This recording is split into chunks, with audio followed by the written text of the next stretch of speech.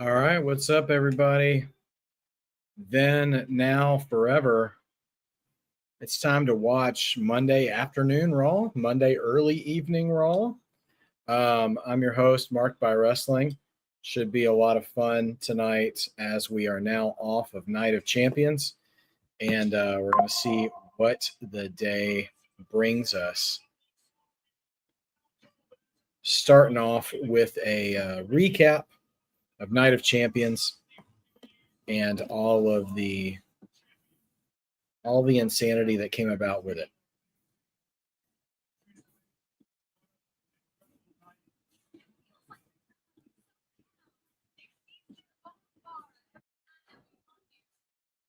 Okay, we should be all ready to rock and roll here. Sorry about that. Yeah, time for wrestling.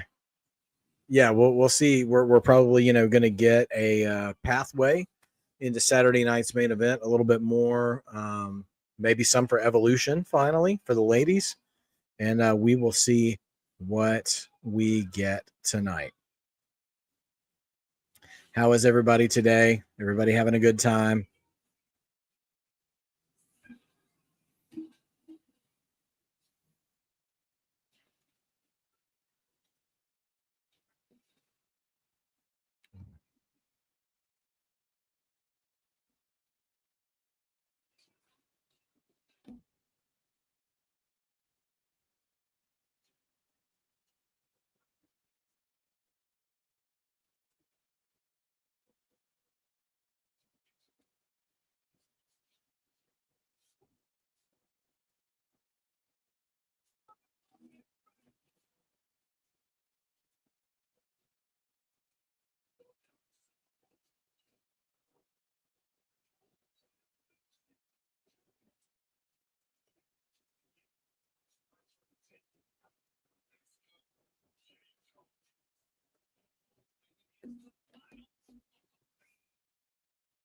All right. Everybody, let's see. Good to see you, Sean. Hey, Justin. I had a great weekend. It was busy. We had a busy time at church on Sunday. I went to the movies with my wife and my kids yesterday. We saw F1, the Formula One movie, which was really good. Like, I'm not super into car racing, but that movie was fantastic. Just great summer movie, big loud noises, action set pieces, intense stuff. Everybody hear me okay? I realized I didn't have my mic selected appropriately. I wasn't muted, but I was probably just a little bit quieter here at the beginning. Yeah, man, just a whole wild mess. Hey, Zach, good to see you. Yeah, I'm okay, Sophie. Thanks for checking on me though. Yeah, so good weekend. I'm ready for Raw. Also, SmackDown will be taped tonight, but I don't think we're going to be getting it until Friday at regular time. And so, last I heard, A and B are actually not going to be going on this week. So they won't be on for Friday either. So you get your week with Mark by Wrestling. So if you guys want to hang, they're doing reaction shots from. They showed a reaction shot from Cultaholic. It looked like when Cena beat Punk with all the Seth Rollins interference. That felt like a very Attitude Era ending there. And we're in Pittsburgh. Sami Zayn making his entrance. Yeah, Jade is improving, and you know what? I'm just glad she's improving. Yeah, I'm not ready for her to be a champion just yet, but we'll see what happens. New Day are here, and we're getting another Judgment Day title shot. What do you guys think? You think we're going to have more? You know what? Judgment Day feels like Groundhog Day. Like, if they see their shadows, are we going to get 6 more weeks of Judgment Day title matches? Oh yeah, Deflon Don. We're gonna have a good week here. We can't do anything but that. We can't do anything but having a good time, because when we're here, we believe. Believing makes wrestling better. We're not, a bunch of jaded, cynical folk like you're gonna see on various social media sites. We're enjoying what's being brought before us. We're going to find the joy in what we watch here. So it doesn't matter what segment it is, what performer it is, but we're going to do this thing. And the drone is live in Pittsburgh. Let's see. They showed A's reaction from the clutch. Huh. Okay. I didn't quite. All right. Mommy's here. We're starting off with Rhea Ripley. I wonder if she's already got her eyes on Io Sky, who I got to admit, we really ought to be seeing more. The Crow Rhea, yes. Somebody, I think it was Sophie, mentioned, what are all the women going to look like in Saudi Arabia when we have a 30-woman Royal Rumble in January? I will say this. It's a real opportunity for them to stand out. You know what I mean? In my opinion, because you can really, Rhea's super over. Like, she's just one of the most over talents in the company, period. And I like Rhea. I mean, she's great in the ring. She's over with everybody. She's not my favorite female performer, but it is what it is, you know? So I'm not going to sit here and deny the opportunities she gets. I just always want them to make sense. And I questioned that on the road to WrestleMania, but that ended up being an amazing match, that triple threat match. And Rhea came up short in that match. Io won. But I was wondering on our prediction show, hi, Brandon, good to see you, man, that if Rhea won that street fight, the only thing next for her is calling out a title shot. So we're going to do what we can do here. All right, so you're hearing Rio's going to challenge Io. I mean, like, that makes sense from a storyline standpoint, right? Unless she just comes out and wants to grab a partner like Stephanie or somebody and go after the tag titles. But come on, let's be real. If you are in the women's division and you're at the top of your game and you just won a street fight in Saudi on the weekend, are you going to call out the champion? Or are you going to be like, you know what? I want that belt that we never use on TV. You know, like, so if I'm Rhea in kayfabe, I want that title because that's what her goal has been. So I wouldn't be surprised to see that one bit. Mommy chants from the crowd. Rhea does look genuinely happy.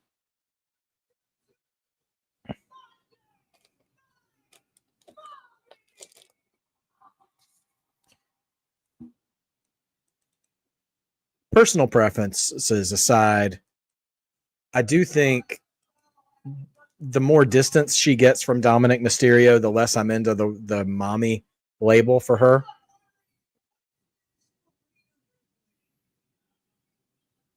All right.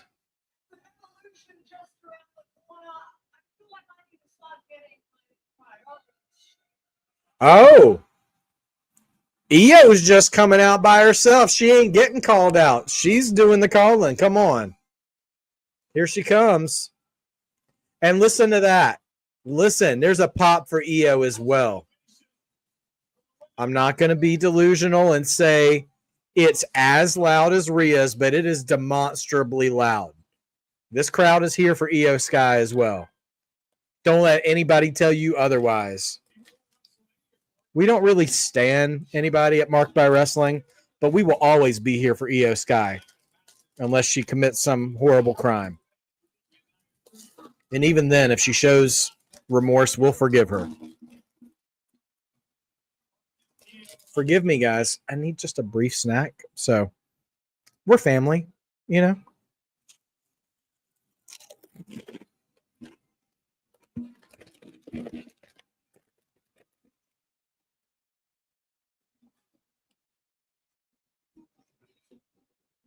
All right, got a super chat here from A&B Combos Wrestling Edition.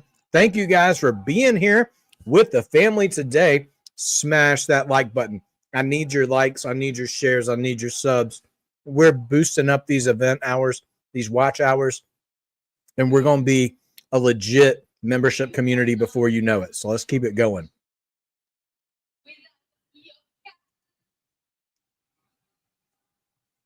Can't have Evolution without Io Sky. I agree.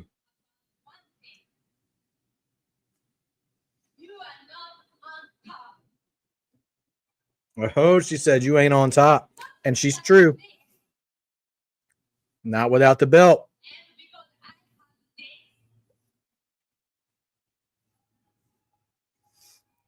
Oh yeah, Sophie B is totally responsible for me creating Mark by Wrestling. She pestered me to do it until I did it. And I'm grateful for that.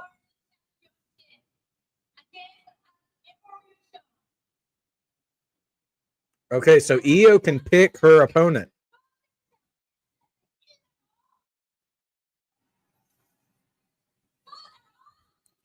Honestly, I love that Io will just speak Japanese at the crowd and they're still popping for her. That makes me so happy.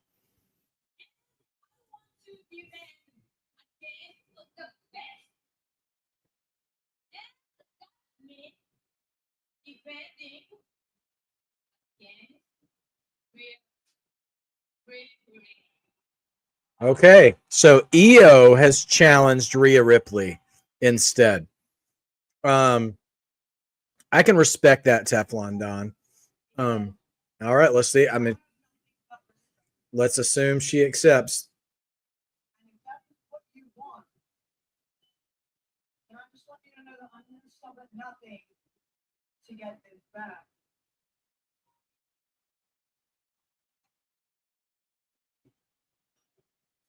Okay, looks like we have an acceptance. Well, she looks like she's mulling it over, but surely she's accepting.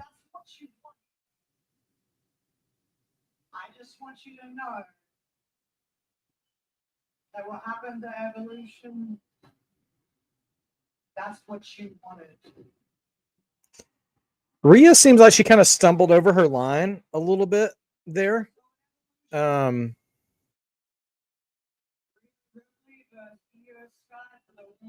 Championship. it's this is kind of funny to me. It took Rhea 3 different ways to say she accepted before the crowd like actually popped for it. It was weird, but nevertheless,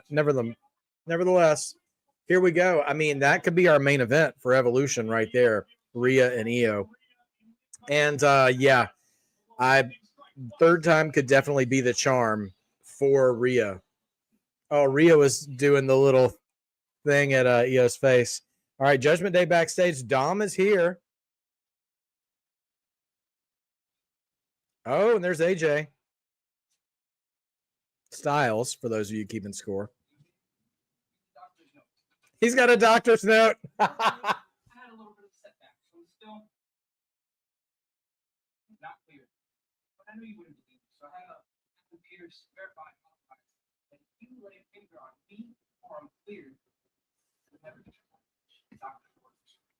Okay. So AJ can't touch Dom or he'll lose his title shot. AJ busting out the glasses.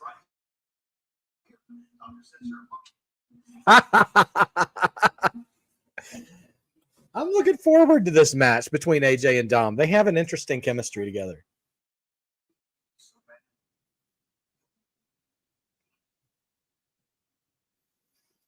AJ threatens Dom, but he's still wearing the glasses when he does it. There's a little, it's okay. Oh.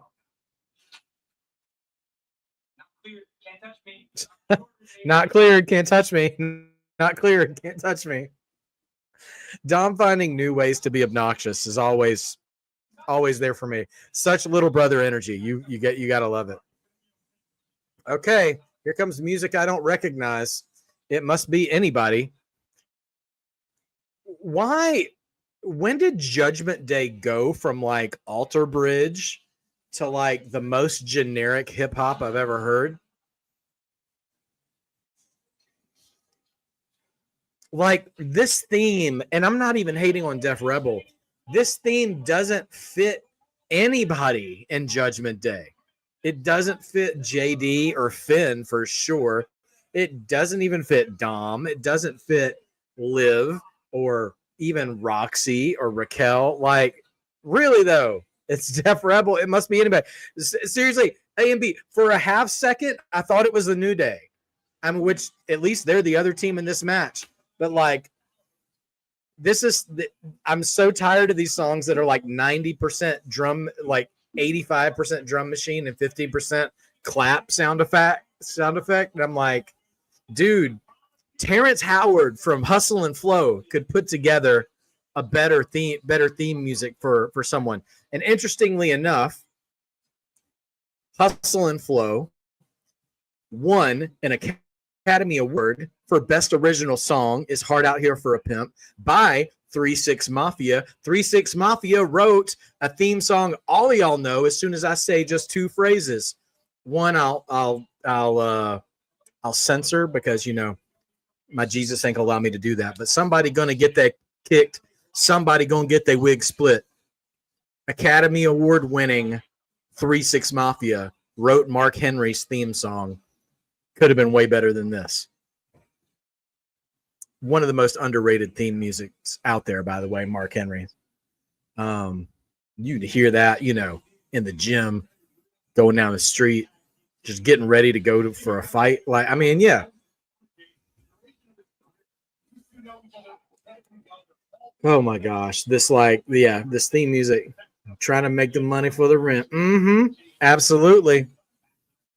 Whoop that trick. You know, it's somebody, I don't know that I'm the one to do it with the lack of melanin and everything, could study the relationship between professional wrestling and Hustle and Flow. Because you have 3-6 Mafia do the theme for Mark Henry, and then also It's Hard Out Here for a Pimp. Then you had Hustle and Flow be the origination of Whoop That Trick, Memphis, Trick Williams, all that stuff taken on. So there we go. All right, speaking of generic hip hop number 2, here comes the New Day. And dude, Xavier Woods is looking more like Nasty Gigolo every week. Listen, Def Rebel is not batting zero, okay? They've actually had some good stuff out as well. Like LA Knight's theme is good. EO Sky's theme is great. Rhea Ripley's, her version that she has with Def Rebel is just as good. And there are others that are fine. I mean, I like almost all the Bloodline themes. I think are solid. Jay's is a little derivative, but that's okay. Everyone loves it though. I thought Jimmy's is good. Woods is jawing with a kid at ringside. Oh, wow. Okay. So anyway, yeah, so I'm watching here with my Netflix VPN. So I'm seeing a little bit of extra stuff. I'll try to keep you up. Penta's theme is good. Phoenix's theme is good. So again, Def Rebel is not unable to make good music, but when they fail, bro, they fail. It's just crazy. All right. Teflon Don, our mod father. Kobe looking like a damn fool without a mustache. Just diabolical. I got to say, these boys, even though they really have just kind of not paid attention to their heel turn anymore, these boys are still working. You know, like these men are still doing what they can do to try to be heels, even if the camera is not on them. And that's all you can really do sometimes as a talent. So just come back up. I saw a comment I wanted to say hi to. Nico Thompson. Good to see you, Nico. Hey, Mark by Wrestling. Shout out to A&B Combos Wrestling Edition for putting your channel on their page. About to subscribe, hit that like button. Training to become a pro wrestler. All right, man.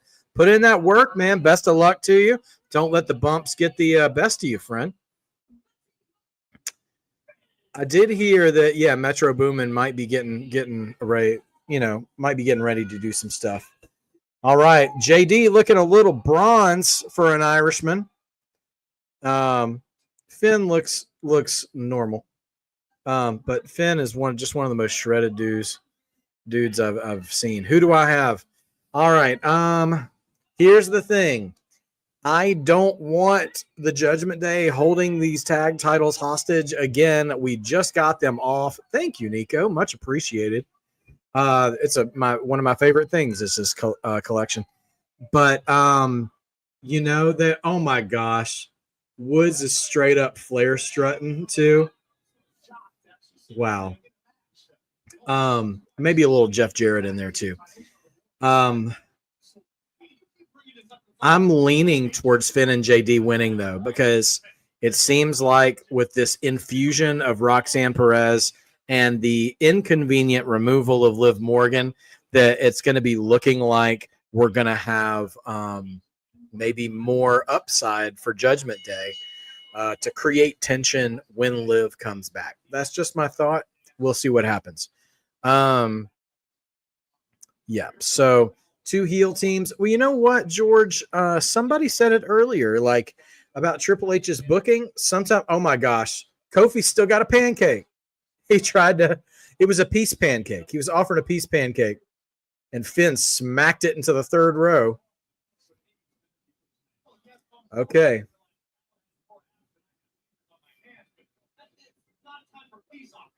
I think New Day's pants say "Thank God" on the butt. Strange. But yeah, a heel team, you really want to be, if you're going to have that kind of matchup, you really got to sort of create a reason for it.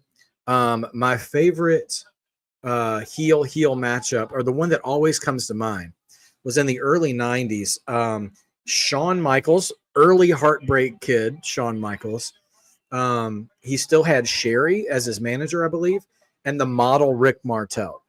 They just ran afoul of each other and ended up having a match. I want to say it was at a SummerSlam, and they had an agreement that neither one of them would hit each other in the face. Not the face. That's how I make my living, and so that's what they were doing. So that was a good, effective heel matchup, I thought.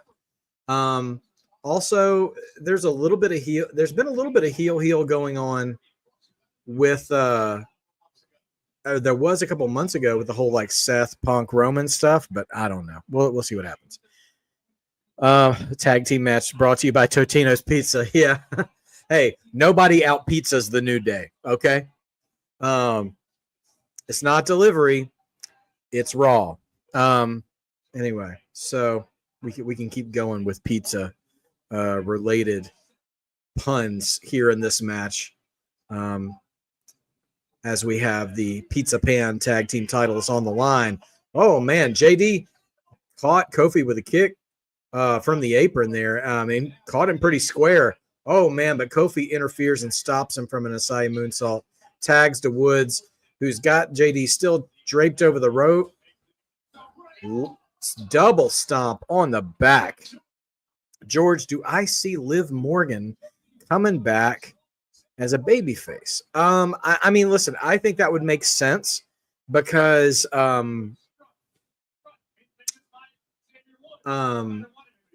mean, clearly she has had she's going to be experiencing the karma of what she did to Rhea, and I don't think she would come back and still be friendly with Roxy. And we'll see how Raquel is when Liv comes back as well. She could be feeling pretty betrayed, and I think, but that turn, that face turn, that's going to be hard to execute because she did not, she screwed over Rhea, and she was a pretty great heel in and of herself. So I'm sure the fans will want to cheer her. I just hope they execute it story-wise well.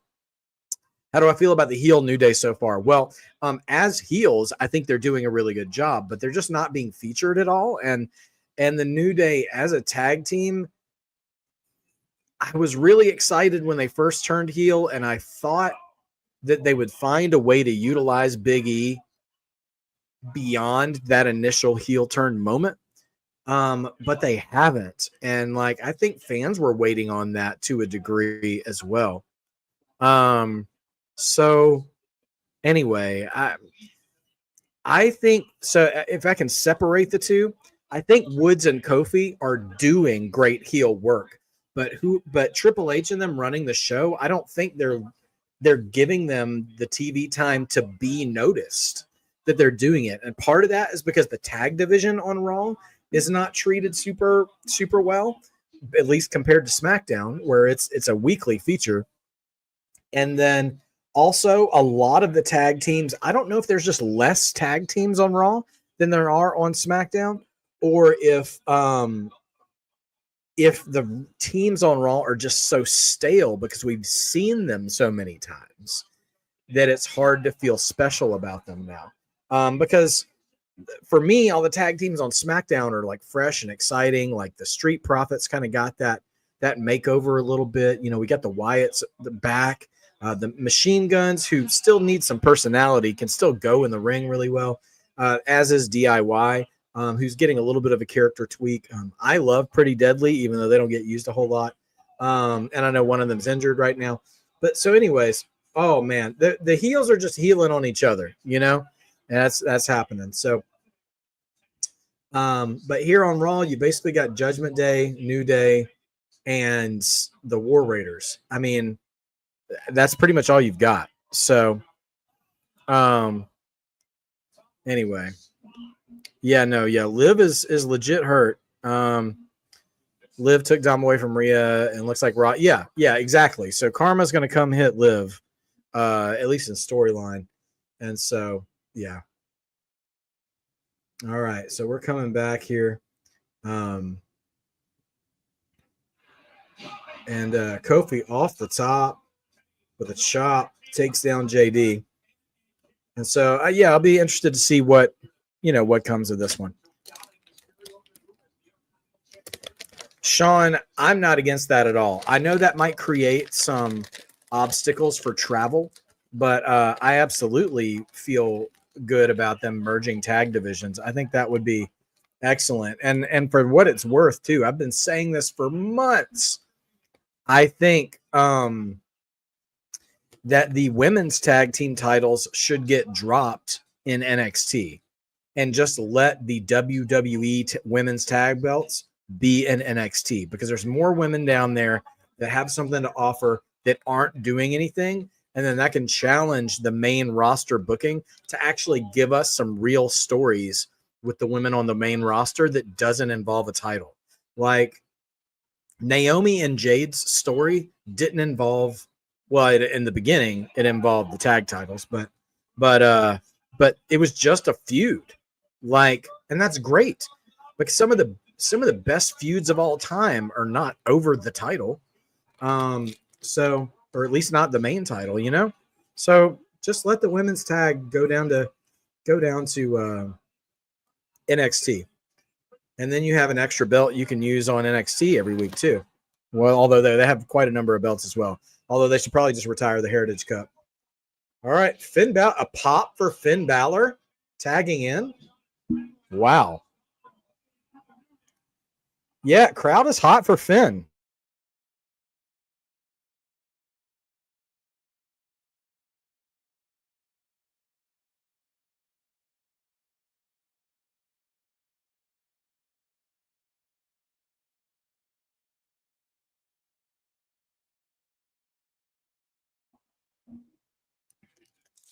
Yeah, and I really think the New Day just needs a break.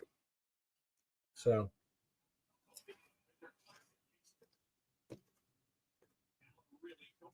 not a break up, but just like a vacation. Sling blade on Kofi from Finn Balor. Oh, he's getting ready to point the fingers. Pew pews. Here we go. Shotgun drop kick. Nope. Oh, man. I don't know how to describe that. But you know how Kofi does like the jumping stomp? He like did that and just brought one knee up and just like pressed his knee right into the ground on Finn from a standing position. It's wild.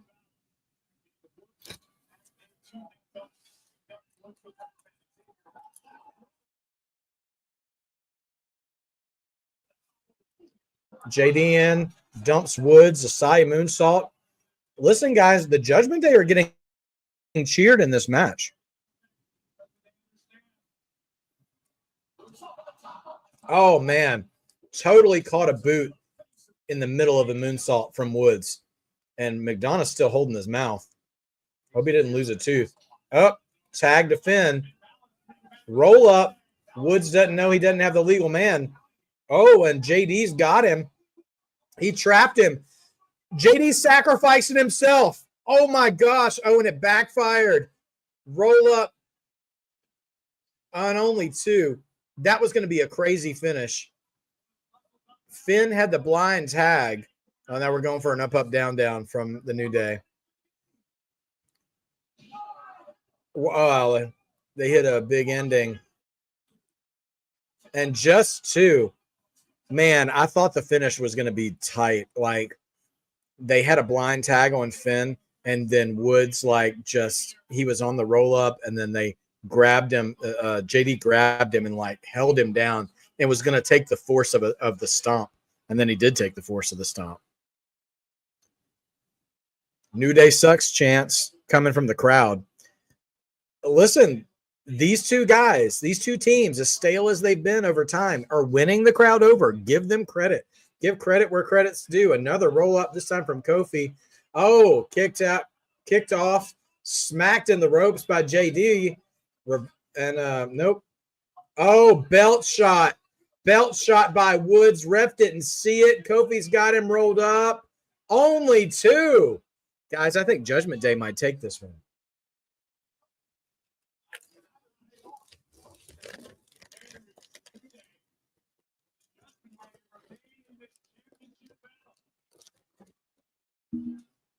Hear me now.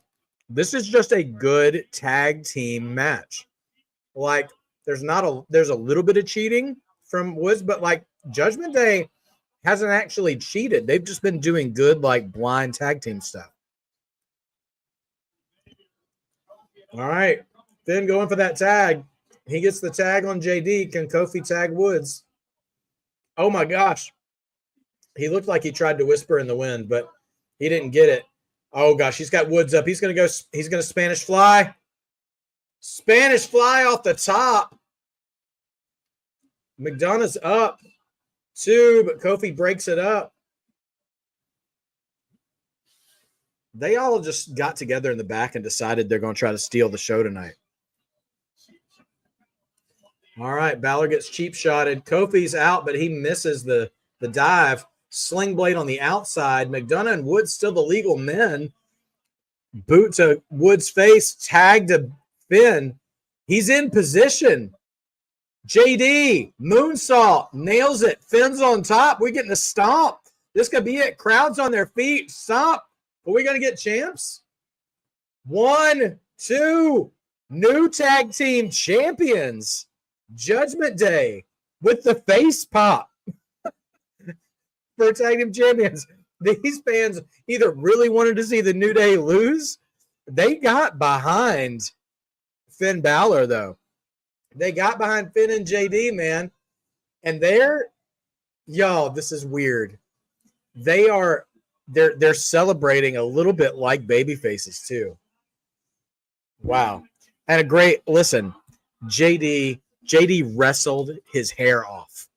Like, JD wrestled a great match. Finn did a good job, too. I tend to overlook Finn a little bit, if I'm being honest, from time to time. But they worked well. They worked really well as a team. And now the Judgment Day have gold again. More gold.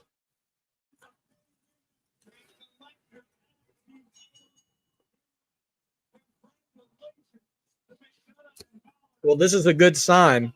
Pittsburgh is a great crowd tonight. And now out comes Dom with his gold. And they're all celebrating together. The JD boys.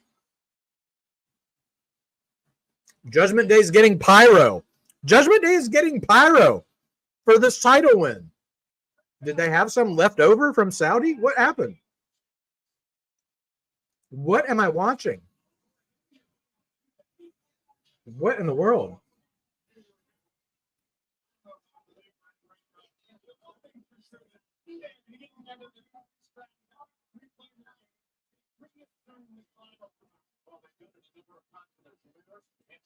So now the Judgment Day holds the Intercontinental title, the tag team titles, and the women's tag team titles. There are 5 individual belts in the Judgment Day. So there we go. The only belts they don't have are the women's IC and the world title. And we have dissension with Bailey and Lyra along with Becky from last week.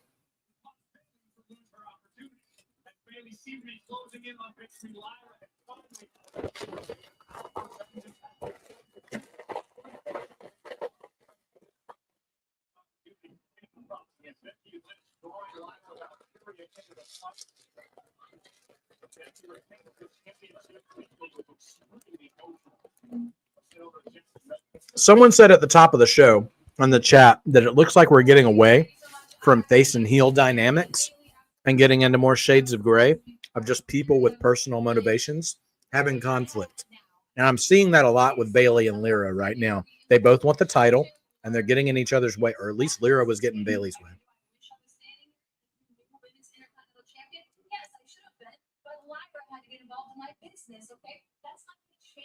Why I came back to get my hands on Becky Lynch and what I'm going to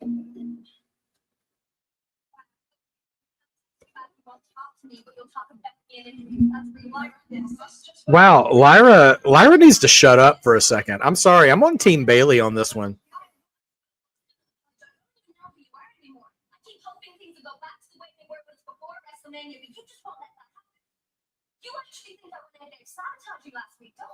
You did sabotage Bailey last week, girl. What are you talking about? You literally ran in the ring mid-match and started attacking Becky.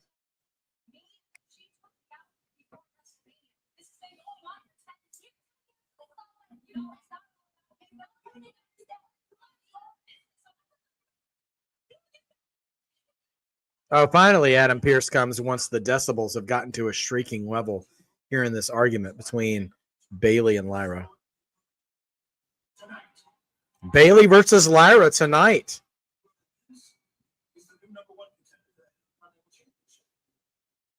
Okay, so we have a number one contenders match tonight.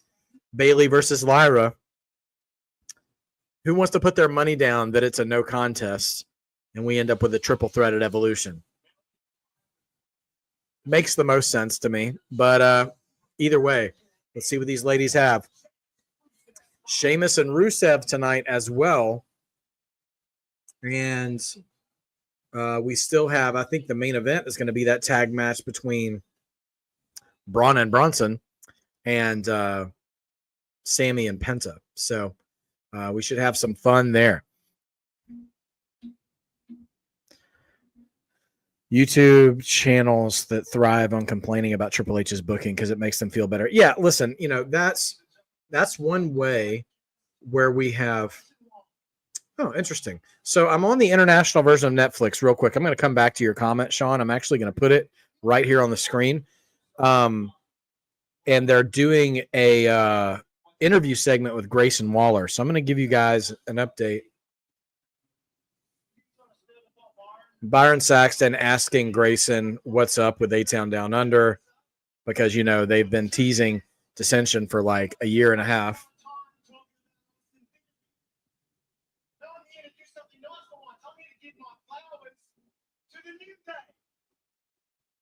Grayson Waller comes out and just wants to put over the New Day instead. Oh, gosh. What's up, Jody Bennett? Good to see you. Woo! It's the best woo I can give you right now. Anyway, Sean brings up a good point here. There's YouTube channels that just thrive on complaining about WWE booking because it makes them feel better. So, here's the thing is that, the predominant culture in online wrestling communities, and we all have to fight against this together. It's one thing to, give healthy criticism to what you see, and then there's a difference between that and just, trying to stoke and fuel outrage among fans just so people will give you clicks and give you engagement and stuff. So I don't particularly care for most of those accounts. You're never going to see me do a fake reaction. You're never going to see me just dunk on AEW or WWE without a substantial reason and without trying to come up with an idea as to what might make it better. So anyway, I don't care for that in other channels. I don't subscribe to those. I try not to watch those and get sucked into that because so many times we have seen something play out on TV that we're all like complaining about a booking decision, and then 3 weeks later the thing we were complaining about comes and makes sense. Like, it's not this product does not give you the entire story in one night, sometimes not even 1 month, so whatever. And I'm not saying that WWE is immune from criticism either. I mean, I share the things that I don't really always go for, but also, like, I try to share what I try to focus. What we do here is try to keep the main objective the stuff we love. We can talk about the things that bother us from time to time because it's a free space and it's safe for us to do that here. However, we want to keep the main thing our joy of wrestling. So whether that means, you are here to acknowledge the tribal chief, whether you're a Will Ospreay mark and you love just work rate matches, all those things are okay. And if that's what brings you joy as a wrestling fan, that's great. But never look at a thing that says this brings me joy as a wrestling fan and judge someone else for whether that happens or not for them. Anyway, that is the small soapbox for tonight, but here we are. So, all right, ladies and gentlemen, our mod father, the Teflon Don, has given us a question of the week. So here we go. Mod father question of the week: would you rather? And just real quick before I finish reading this, mod father's questions always seem to involve pain.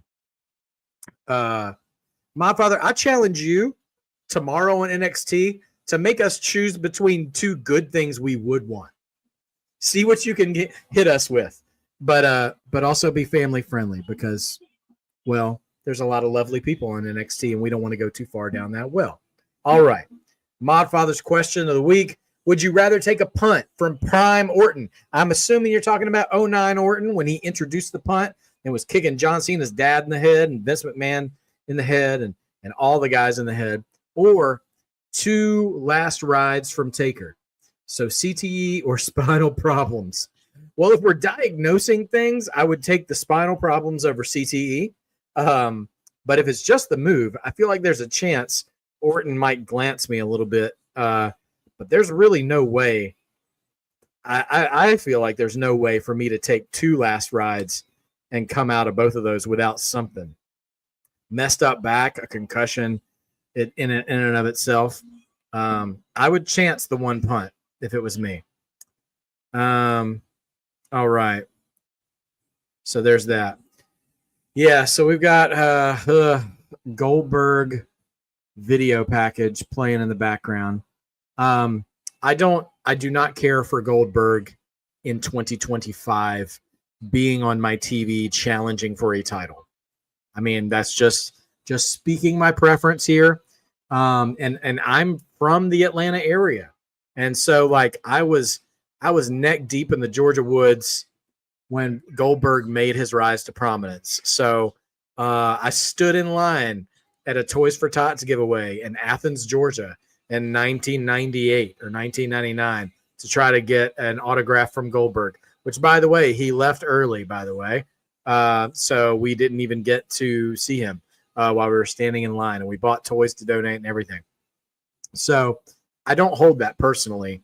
I know sometimes personal appearances only have a window of time, but nevertheless, Goldberg had a couple of really impressive, no pun intended, streaks in his career in both WCW and WWE. But he's never, ever been an all-timer for me. But I'm not going to take that away from many other fans because some fans, that is the guy who captured their imagination and there are people who became a wrestling fan because they saw what Goldberg did. So I won't take that away from anybody who holds him in high regard for that reason.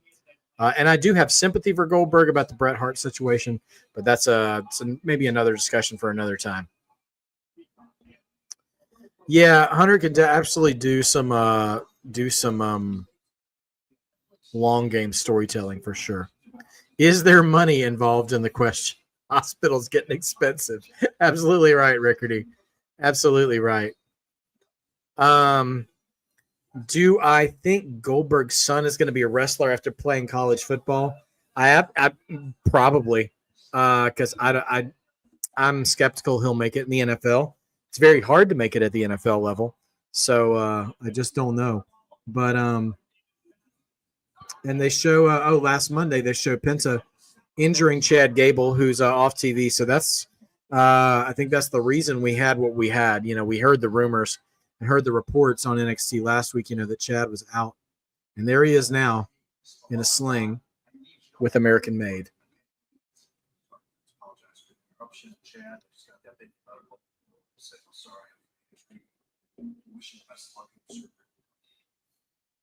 Pierce, I'm an Olympian.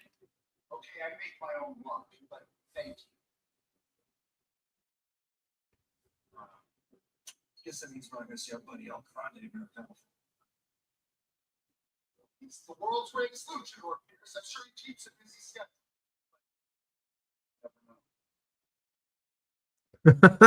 Said, I guess we're not going to see El Grande for a while. And he goes, well, he's the world's greatest luchador. Keeps a busy schedule.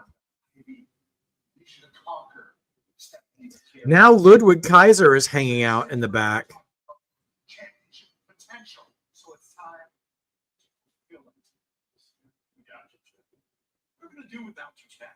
I mean, what if I'm lost? I know we're all lost. Listen up. Okay. Chad has basically put Ivy in charge while he's out on injury. Huh.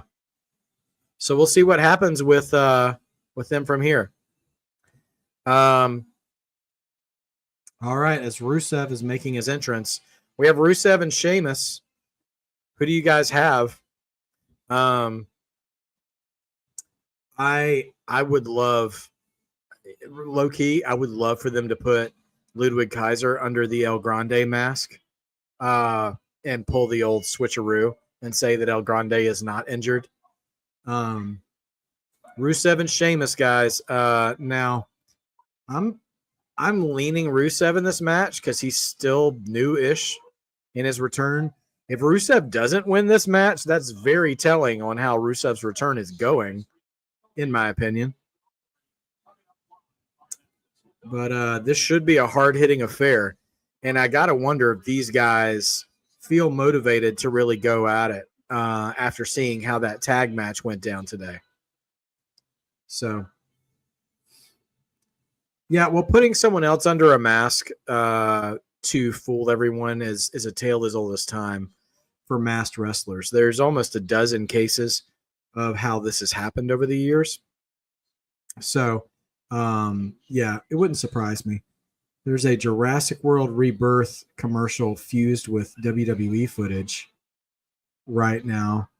Jurassic World Rebirth, by the way, out in theaters this week, but you can get a review from me early on Screen Streamed and Shelved. I'm on TikTok and Instagram, where I have all my film streaming and reviews of movies I own for my personal collection.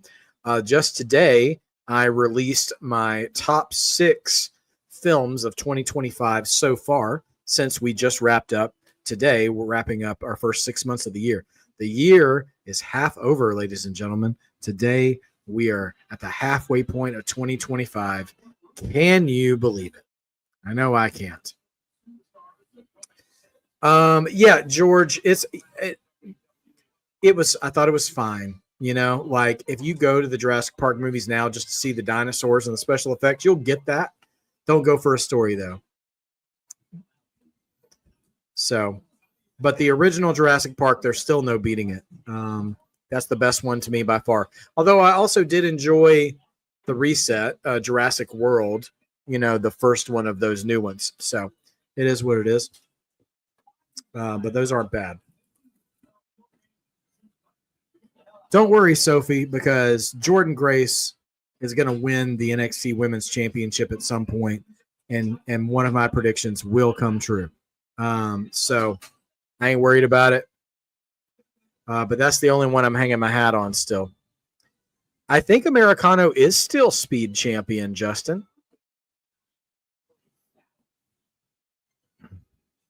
halfway through a quarter of a century. I hadn't even thought about it like that. That is crazy. Crazy, crazy. Yes, Rickardy, going really old school. The best was the Killer Bees wearing the mask, where they just did the switcheroo. That was before the days of twin magic and other stuff there.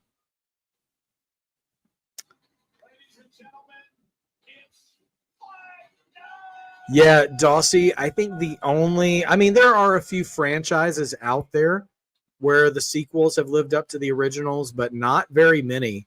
Only very recently, I was looking specifically at stuff Steven Spielberg had done, and the most recent version I can think of, Seamus getting the drone treatment. Okay.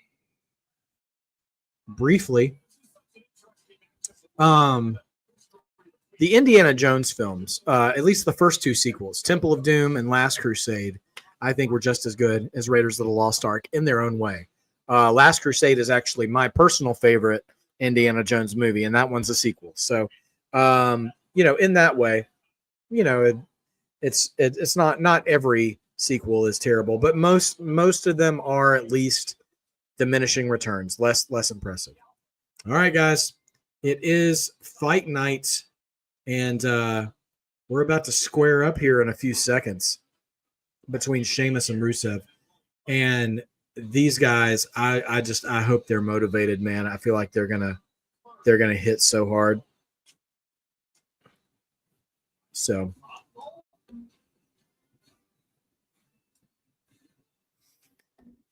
Fight night. Movie Queen, you are correct. Jaws is 50 years old. That actually, I actually reviewed that on my film channels for TikTok and Instagram. I reviewed Jaws for the 50th anniversary. Still holds up pretty well. You have to be patient in those movies. It's not like a modern day horror movie where everything's just coming at you 100 miles an hour. But it's a great suspenseful horror film, and great summer blockbuster too at the same time.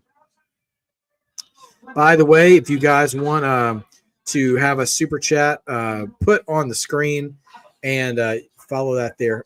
Judgment Day is back here talking to the GMs. Finn's going to suggest an idea for the tag champs.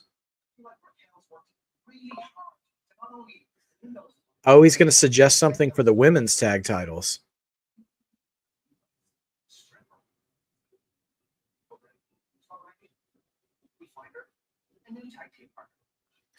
Here it comes. Finn is suggesting Roxanne take Liv's place as women's champion, women's tag champion.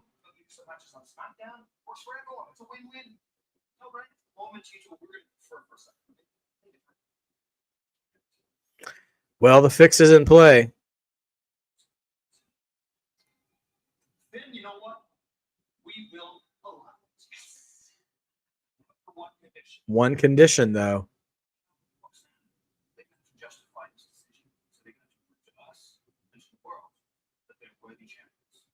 And so in 2 weeks in Evolution, they're going to defend those titles. Evolution. A team from SmackDown and a team from NXT. Oh, Raquel and Roxy are going to defend the women's tag titles at Evolution in a fatal four-way match against a Raw team, a SmackDown team, and an NXT team.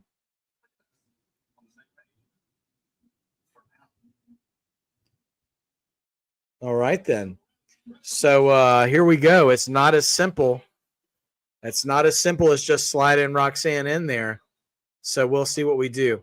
Rickardy, so the early viewing of Raw, they are taping SmackDown after Raw tonight, and they're going to show it on the 4th of July on Friday. So they're taping it ahead of time to let the roster have the holiday off.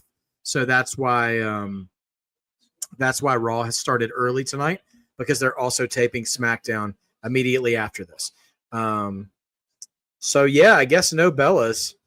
I guess that's their workaround, because it seemed like it was going to be Liv and Raquel against the Bellas. That's what I was assuming originally, or at least Liv versus Nikki. But we still haven't seen Brie at all, though. So I don't know that was ever going to be the plan. they teased at it a little bit, but yeah, well, I don't know.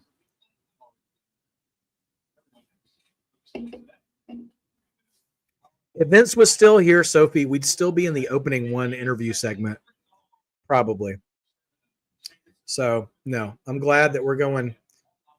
Now this match so far, it's just started, but it's very headlocky. Okay. Shoulder block takes down nobody.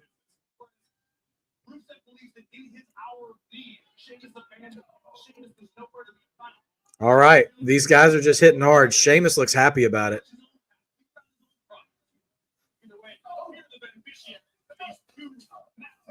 All right. Sean, I think Judgment Day should drop the tag champ to somebody on NXT. Yeah, I absolutely agree.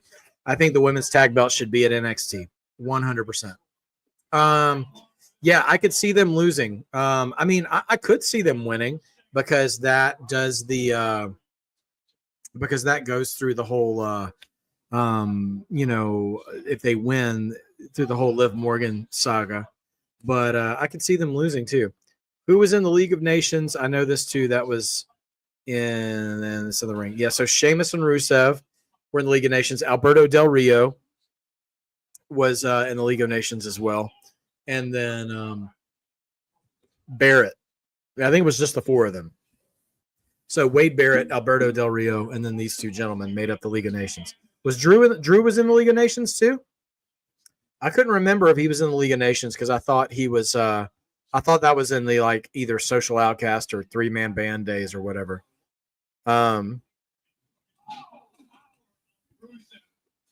He could have fit in there. But anyway. Yeah, I mean, my wish for the women's tag belts going to NXT could come true. We'll see what happens. We will see what happens because you could end up with Zaruka winning those belts. You could put together any team you want, I think, for NXT really, and it could still be impressive.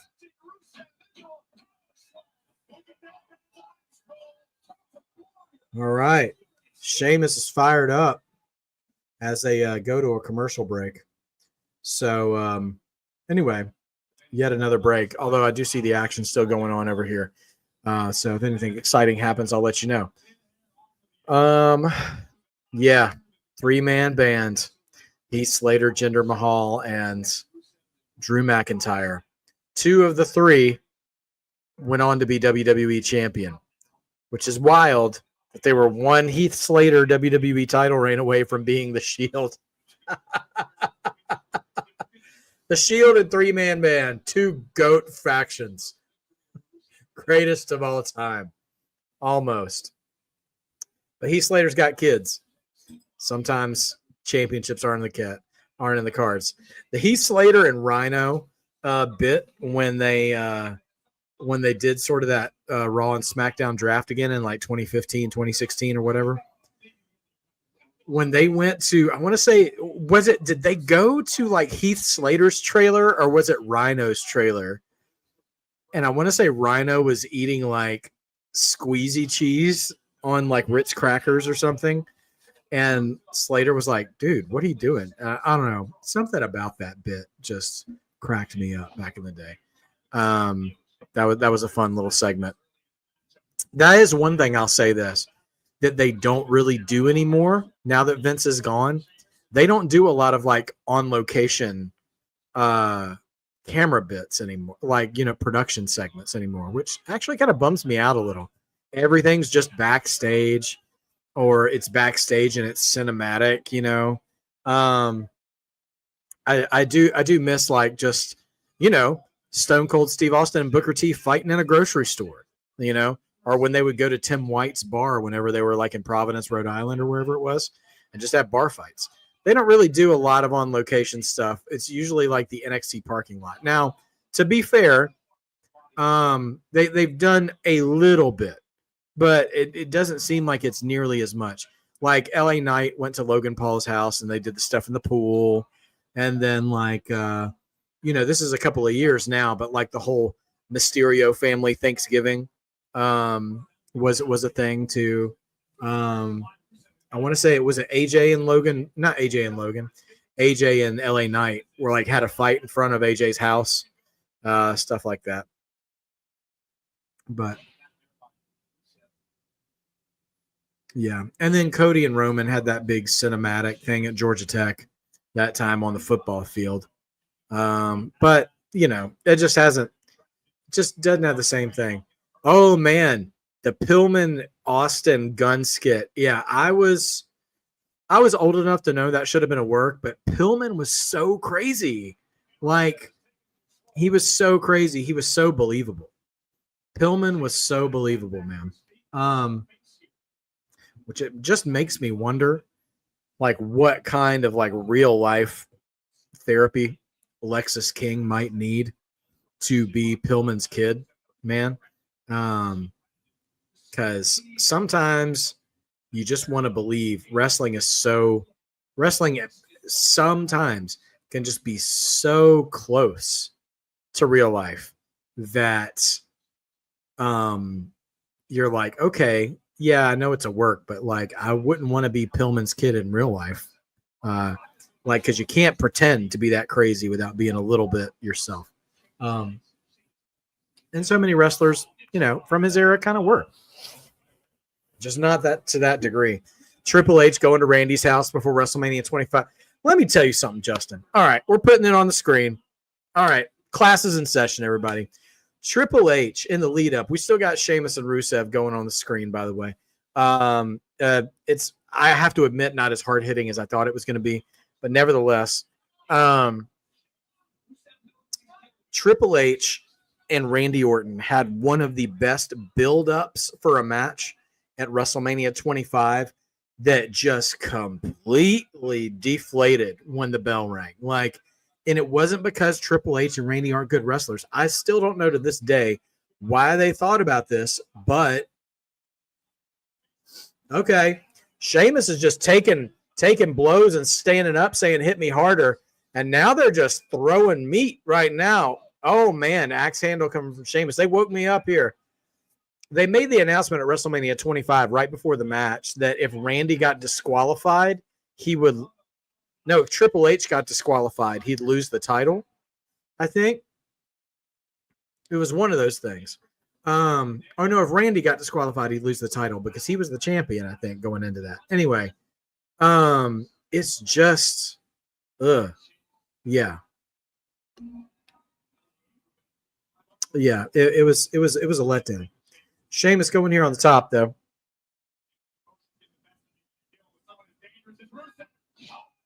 Man, knee right to the stomach.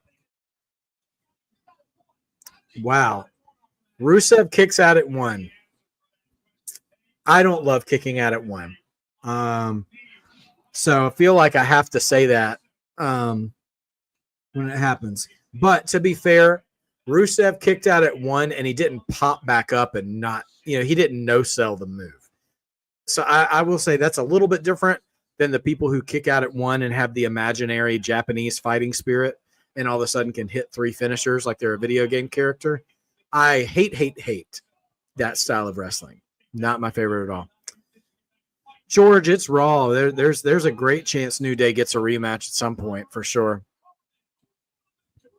Yeah, DDP stalking. Someone said the Boneyard match earlier from that WrestleMania. Teflon Don, yeah. Boneyard match was a good on-location match as well.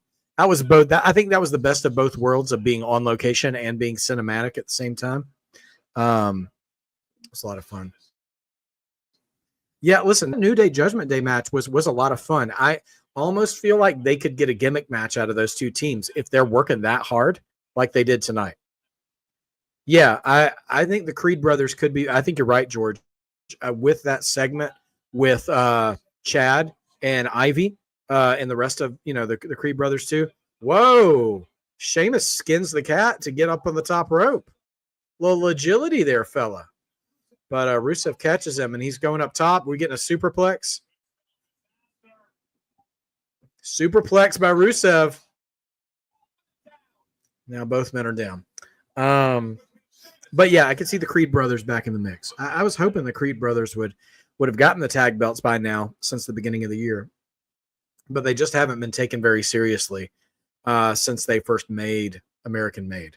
But yeah, you know what? When I was a kid, one of the things I would always hear from like Gorilla Monsoon and Jesse Ventura, whenever Greg the Hammer Valentine was wrestling, they would always say, you know what? The longer the match goes, the tougher he gets. And they're like, there was this breed of old school wrestler that like they almost don't get good until the match starts going long. Like they're just slow starters. And I feel like that's what's happening here with Sheamus and Rusev. Because at the beginning of the match, like it just, I mean, it was all right. They didn't just go cold, you know, like right into it.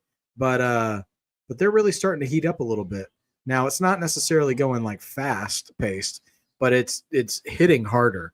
And so I give them credit for that.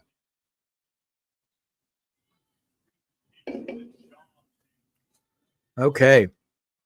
So we're still in an ad break, but they're wrestling outside the ring, and Sheamus just Irish whip Rusev right into the steps. There. So man, yeah, the match continues to be hard hitting even in commercial breaks. Yeah, you know, the timing here on this match, like the tag title match, I don't know what the run time was on the tag title match, but it certainly felt more like it didn't feel like a long match. Okay. Comment from A and B Combos. The Creed brothers and Ivy Nile haven't been taken seriously since debuting on the main roster, which we keep saying is one of WWE's biggest issues.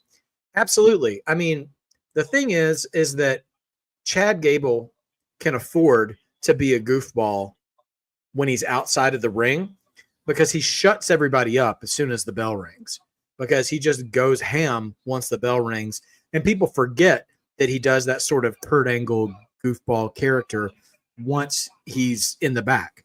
And I believe that Ivy and the Creeds are capable of doing that as well. But for some reason, I think one of the things is that Chad has had the opportunity to leave that impression first before he leaned into the goofiness as a character. Like we already knew he was a good wrestler from like American Alpha, from before Shorty G days. We all knew Chad Gable could go. And I think less people know that the Creeds, white noise. I think less people know that Ivy and Creed can go, and they need to be taken seriously for a little while to actually prove that to the crowd. And then if you want to get a little goofy with them, you can, because they will have already seen what they can do in the ring. And so I am hopeful.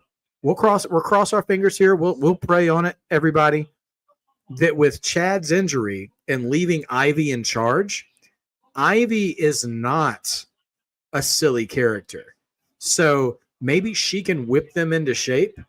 I'm hopeful that all of these injuries that we don't wish had happened, that Triple H and Creative are taking advantage of those injuries to beef up their remaining roster. What I mean by that, reinvigorate Judgment Day while Liv is gone. So when Liv comes back, you have even a fresher story to work with. American Made, Chad's going to be gone for a while. Beef up the Creed brothers and Ivy Nile. I'm not saying do the same thing in both of those factions, but you can amplify them so that when they come back, it's a more respected group. And you have such an opportunity there with the Creeds and with Ivy as well. Somebody mentioned teaming up Ivy Nile and Jordan Grace, which would be nasty work. It'd be like getting in the ring with the American Gladiators, which would be just sick stuff. All right. These boys are channeling what conditioning they have left. Both Sheamus and Rusev are leaving it in the ring. Now we're getting the 10 beats. We're about to get the 10 beats. Sheamus has got Rusev in position, and you can hear the slaps, dude. You can hear the slaps. Pretty Richie. Yeah. Good to see you, friend. Thank you for being here. You'll be happy to know we got an organic fatal four-way booked for Evolution, by the way.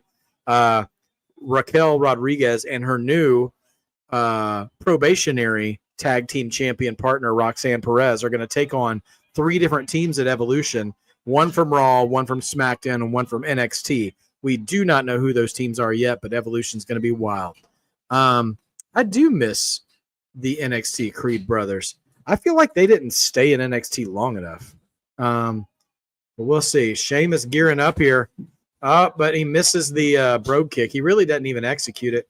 And then Rusev catches him with a kick to the head. 2 kicks to the head. Oh, brogue kick turns into a brogue knee. That was nasty work. And another knee. Could that do it? I have a feeling it's going to be 2. Just 2. Sounds like a video game sound effect. Yes. Yes. Sheamus is very video gamey. Oh, Rusev. Even more so. We'll get a replay of that. Yeah, Richie. Oh, and Richie also opening the show tonight, for those of you who weren't here at the beginning for our early start time. Rhea Ripley comes out to do Rhea Ripley things, but she's interrupted by Io Sky, who just comes right out and says, I get to choose my title match for Evolution, and I choose you. What's good? And so now we're having Io Sky and Rhea Ripley for the championship. Yes, George, that was the missus. She was just walking by, picking up one of our kids from her summer class, getting ahead of the game. One of my kids is going to college in the summer, taking a summer class to get ahead of her education. Very proud of her for that. So, yeah, she was just popping in and giving her thoughts on Sheamus and Rusev. And her thoughts, by the way, Rusev kind of sounds like a generic video game character, which is hard to argue with, by the way. And here comes the Accolade. He's got that camel clutch in and try to break Sheamus's back, make him humble. We'll see what happens. If you know, you know. And I hope you don't know, but nevertheless, here we go. Okay. He's working it. But Sheamus is fighting it. Can Sheamus pick him up? Let's see if those Celtic Warrior workouts are doing anything. He's standing up. Pittsburgh is getting loud for Sheamus. He gets him into the corner. Go to the ropes, Sheamus. What are you doing, dog? Oh, and they spill outside the ring together, and that breaks the hold. You know what else could have broken the hold, Sheamus? Grabbing the ropes. Nevertheless, he's tough. Oh! And then nasty shot on the outside from Sheamus to Rusev. And Rusev is down. Are we going to get a double count out? Rusev is hardly moving. Sheamus is back in the ring at 7. Is Rusev going to get in by 10? 8. He's still on his knees. 9. Burst of energy. Just barely. Dude, The Rock on Celtic Warrior workouts. Honestly, I would like to see that as well, because I'm not calling shenanigans, but I'm very curious to see The Rock in action lifting weights, because I see a lot of Instagram photos, but I haven't seen a ton of him in action lifting weights. So I'd be curious to see how he handles working out with Sheamus, who is a beast, dude. And I haven't watched a ton of those episodes, but I love to see him with everybody else, with all his guests that come on from the roster. The Acolytes were a great tag team. Talk about hard hitting, man. Ron Simmons was a Hall of Famer hard hitter, and JBL also as well. Oh man, we almost had a little bit of a malfunction at the junction here on the corner. Both guys are trying to climb up to the top together, but what is Rusev doing? Rusev's pulling off the padding of the stem of the turnbuckle. Oh man. And just yanked Sheamus like chest first into the stem of the turnbuckle. That was nasty. I don't see. No Voss bottles. Oh, and Rusev, he's going to take advantage. Wow. Rusev gets the monster kick after that shot to the chest and comes away with the win. I'm a little surprised he didn't get disqualified for that. Because he did it in full view of the ref. Tell me, guys, do you think that should have been a DQ? I mean, I don't particularly care too much, but just a little consistency. Or was the ref not looking when he hit him? Pretty Richie, you think TK should have put Rusev in the Death Riders? Well, at least there would have been some personality. Man, Mosca kick caught him right behind the ear. Man. Well, listen, that was a hard-hitting match, and Rusev still like hovering over Sheamus, talking junk to him. Just talking. Did he bite him? Or maybe he just kissed him goodbye. Hard to tell. The ref wasn't. All right, we have conflicting reports if the ref actually saw that shot with the thing. Okay, Evolution announcement from our GMs, from our male GMs. We can't possibly have Ava involved in this for the women's show.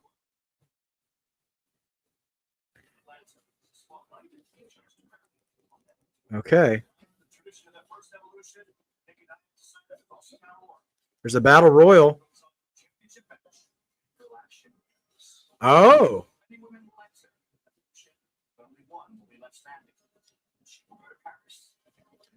Women's battle royal at Evolution. The winner will get a title shot at Clash in Paris. Okay. Jackie Redmond backstage with American Made, minus Chad Gable. More thoughts on the battle royal in a second, though. Putting up your comment, Brandon, to remember to talk about it.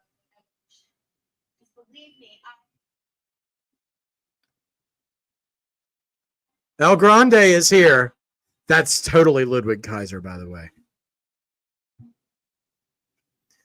If you weren't with us, Chad Gable mentioned he was leaving because he was injured. Adam Pearce made a little comment about Chad Gable being out and maybe El Grande is also out. And Ludwig Kaiser was standing deep in the background that whole time. Okay. Oh, Sammy's here now. Jackie Redmond just walking around backstage interviewing people. Oh, no. Karrion Kross is here. He's going to ruin Sammy's night. He's not done. Telling him to say it. Say it. Where's the trigger? Where's the trigger? Say it. Oh, he's got his pipe. Oh, he just cracked Sammy in the ribs with a pipe. And now Scarlett comes strutting off. She's like trying to pull Cross off, and she's grinning the whole time. Cross is doing the little, my bad. So you're telling me that Penta might need a new tag team partner tonight. And SmackDown roster is in the building. Granted, we just saw Andrade team with Phoenix. Oh, Stephanie Vaquer is being interviewed by Byron Saxton, by the way, in the commercial break. All I'm saying is Phoenix is probably in the building. I'm just saying Phoenix is probably in the building, but I don't know that means it's going to happen because Phoenix just teamed with Andrade last Friday, and it seemed like they have a thing going. Stephanie Vaquer declaring for the Battle Royal, as well as Ivy Nile.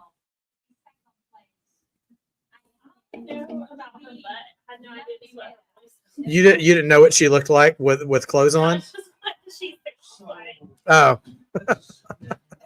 This is my first time. This is Mrs. Mark by Wrestling's first time hearing Stephanie speak. And don't any of you pretend like you have her voice memorized either. I read some of y'all's comments. I don't even think Booker T knows what her voice sounds like.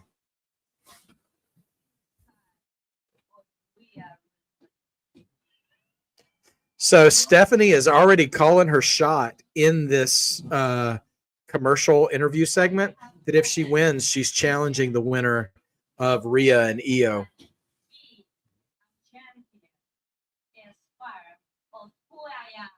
And now I will not stop until I become the Okay, so I want to say something about the women's battle royal at Evolution. I oscillate back and forth whether or not I love this idea. On the one hand, battle royals are always um, battle royals are always a shot to like cram people onto the card. And so sometimes there's not a lot of thought put into it. And I was hoping Evolution would be a bigger match card so the women could get a bigger chance to shine. However, I also didn't know, and we still don't know, if Evolution is going to be like another 5 or 6 match PLE like the other ones, or if it's going to be closer to 8 or 9 matches like a major one, because it's one they only do every couple of years or so. So I think what's happening is we're getting that battle royal because it's still going to be a 5 to 7 match PLE. I'm a little afraid of that because we've already got 2 matches booked. We've got Rhea and Io. We've got the 4-way for the tag titles. And then we've got the battle royal. So 3 matches so far. So we've got 3 matches so far, and only one of them is an actual singles match. Now, I'm not criticizing that because I want all these ladies to have a chance to shine. I would rather it be a bunch of multi-women matches than just 5 one-on-one matches, and 25 women don't even get a chance to be on the card. But hopefully it's booked well. And we're probably, George, you took the words right out of my mouth. We're probably going to get something with we know we're going to get something with the Intercontinental title at Evolution because Bayley and Lyra are wrestling tonight for whoever faces Becky Lynch. Is it a one-on-one or is it a triple threat? We don't know yet. But yeah, I'm going to watch it though. I'm going to be here for it. And I may even go live for it. We'll see what the schedule holds because we're still going to have – that's going to be a packed weekend because we're going to have the Great American Bash on Saturday, which I'm definitely going to go live for. And then we're going to have Saturday night's main event that night, which I feel pretty confident A and B will probably go live for, but I don't want to speak for them. And then Evolution is Sunday. We might both go live. They might go live. I might go live. We don't know. But that's a lot of predictions to do too, by the way. Nevertheless, will be a lot of fun. A and B combos. I'm just assuming this is you, AJ, saying I have her voice. Oh, okay, yeah, A. I have her voice. I have her voice memorized. Oh yeah, man. I can only give a finite number of Booker T impressions in a broadcast because that shreds my vocal cords. But yeah, okay. I like the graphics for Evolution. It's really clean. So I wonder when they're going to announce who the Raw, SmackDown, and NXT teams are going to be for that match. I have a feeling maybe we'll start tomorrow or on Friday, and then maybe next Monday we'll get the Raw team, unless we get it before the end of the night. We'll see what happens. Justin, don't you be bringing Tessa Blanchard mentions into this battle royal. That's just going to be, that's going to be something else. Oh man, hoping for Pretty Richie. I'm with you. A triple threat between Bianca, Naomi, and Jay would be great. I don't think, it doesn't seem like Bianca is ready to come back yet from that broken finger. Which is interesting because my son broke his finger at the beginning of the summer, and he came back a heck of a lot faster than Bianca did. I'm not saying my son is the real EST, but if he gets a braid, I'll let you guys know. Okay. I hear Gunther's music. Here comes the world champion.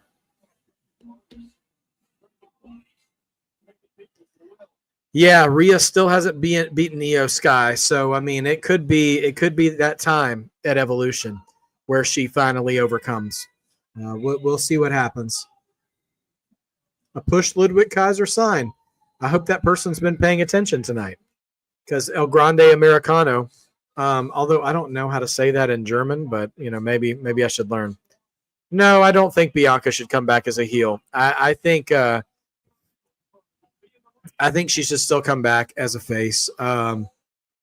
I mean, because Naomi's doing great work as a heel. I don't think we need Bianca to muddy that up. For a while, before she got hurt, I thought there was a window of time where we could see Naomi and Bianca being on the same page, like against Jade.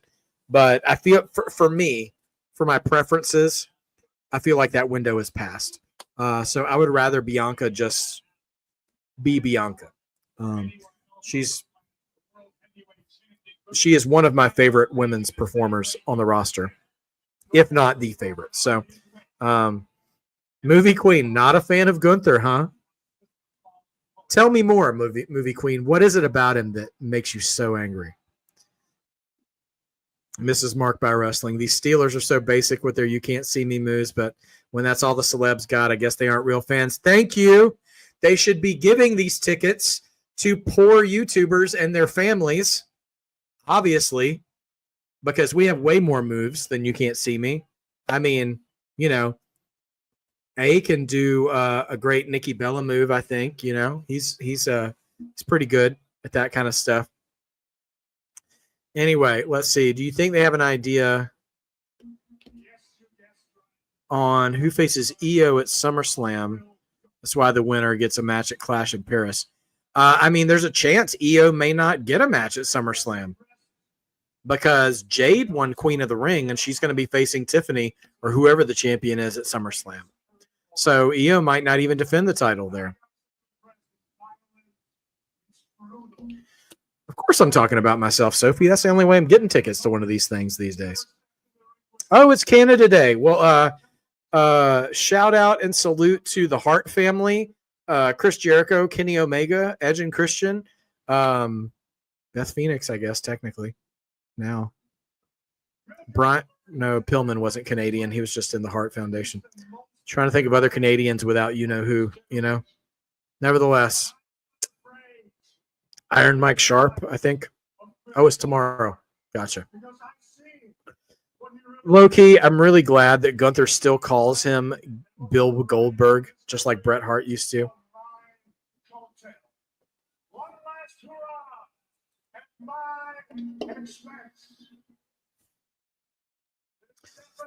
He's not likable. Like I want to invite him over for dinner. I wouldn't want to feed Gunther anyways. Yeah, I mean, I feel like he would criticize the cooking. And then you'd have to kill him. Yeah, so Gunther wouldn't last in our house for a meal.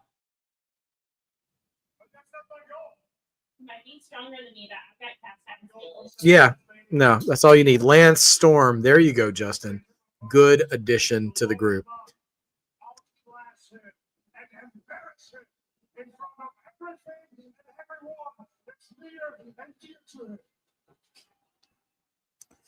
I agree with everything Gunther is saying, but I hate that he's saying it now because it really makes me nervous about Saturday night's main event.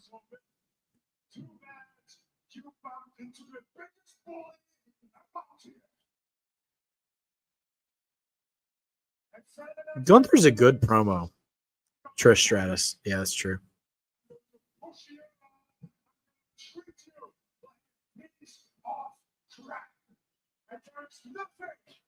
Treat him like a piece of crap, Gunther. It's fine. We will allow it.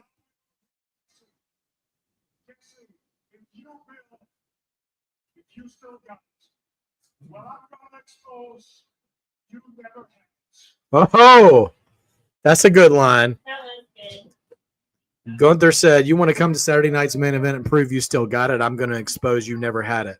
Which, to be fair, that's kind of been exposed for a while. But you know what?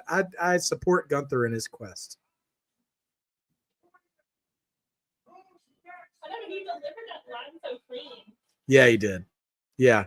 Gunther is a great promo. Like, oh, well, here comes Seth.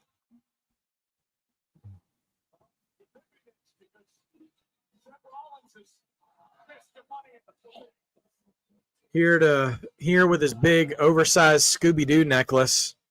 And he has now customized the briefcase.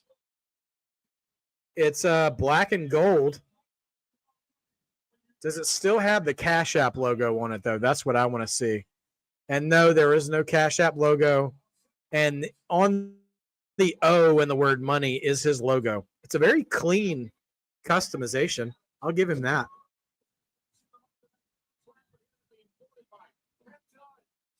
Gunther does not look bothered one bit that Seth and Heyman are coming down to interfere in this segment.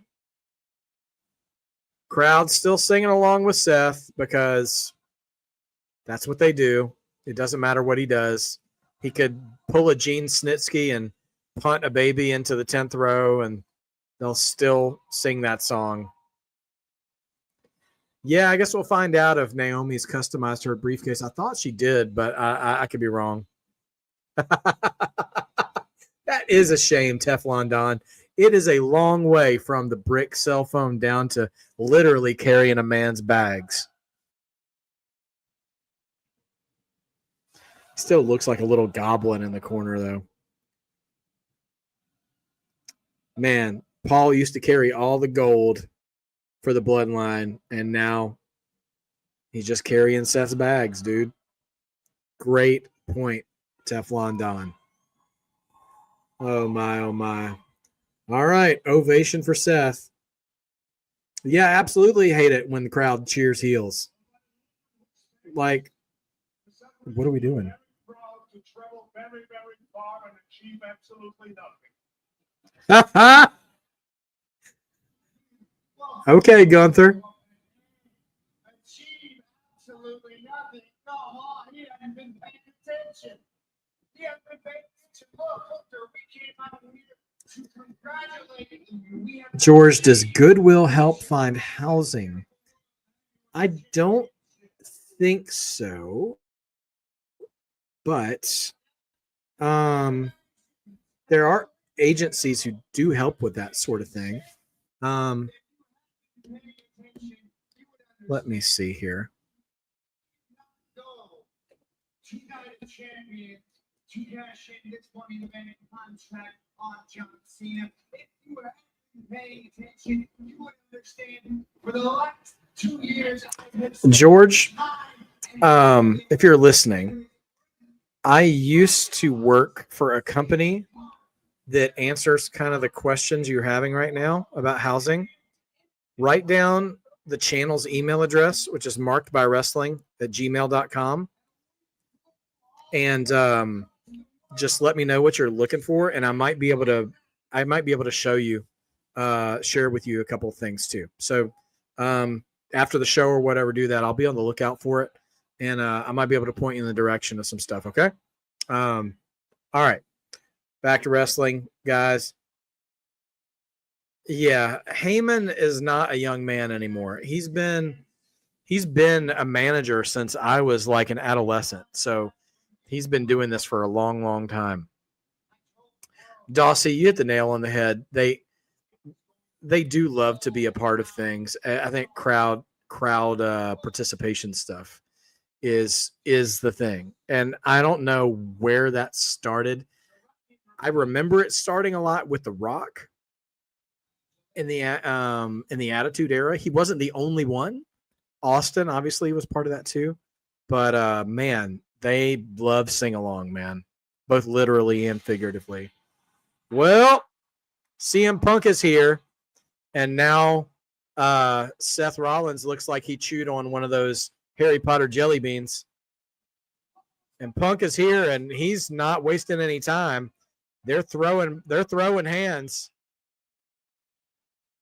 And Pittsburgh is happy to see the Chicago boy.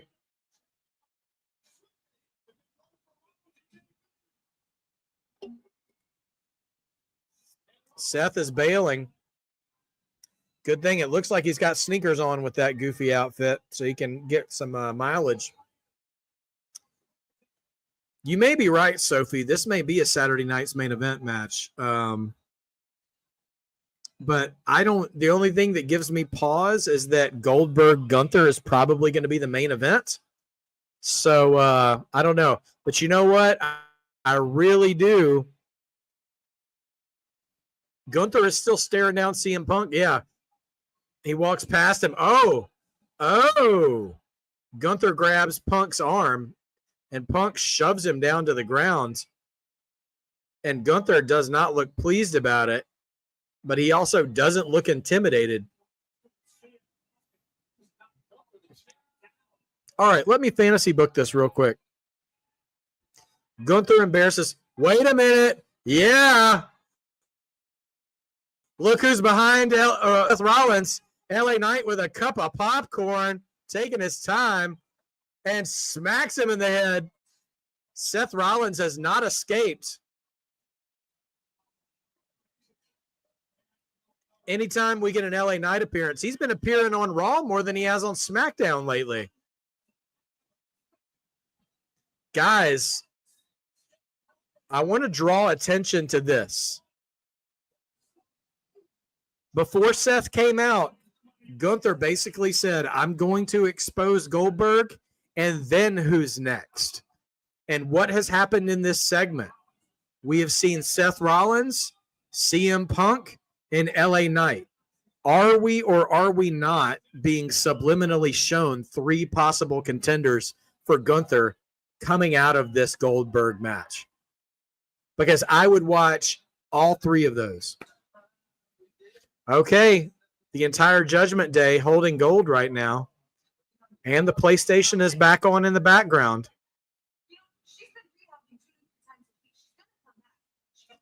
Okay, Raquel is a little concerned about Roxy holding Liv's title.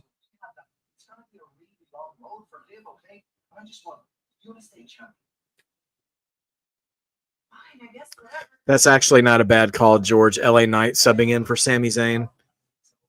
That's probably going to get a bigger pop from the crowd too than Phoenix. I just don't think the WWE audience is conditioned yet to realize how big of a deal that would be. What's her name? Roxanne Perez.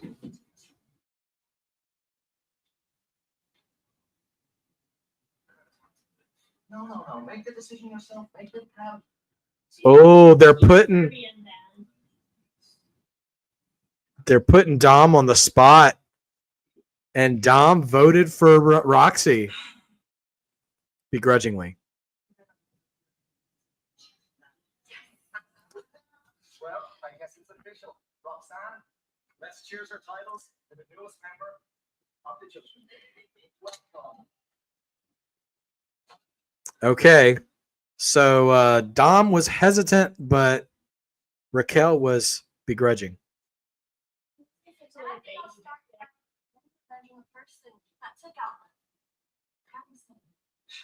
We're on the same page when it comes to that. She's gonna love this. She's gonna love this. Oh boy. Well, we are in the thick of it now with the Judgment Day. Everybody's got gold, and stuff's about to get cracking. All right. Bailey versus Lyra one more time. The winner, bless you, should be going to Evolution to take on Becky Lynch for the Intercontinental title. All right. I will allow it. Let's have your picks for this match. Bailey, Lyra, or do we find a way for both of them still to get into the match?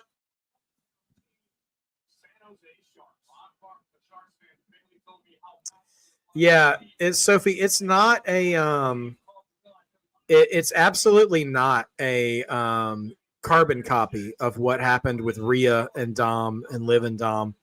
I'm glad there's a little bit of a different wrinkle to it. I appreciate that. Okay, Mrs. Mark by Wrestling is calling for Lyra to win this match. Justin thinks Lyra's going to win by DQ. George is predicting Becky gets involved. No lie, I kind of like Bailey's gear. I like the color scheme. It's a good color scheme. All right. Sophie's calling no contest, okay? All right, all right.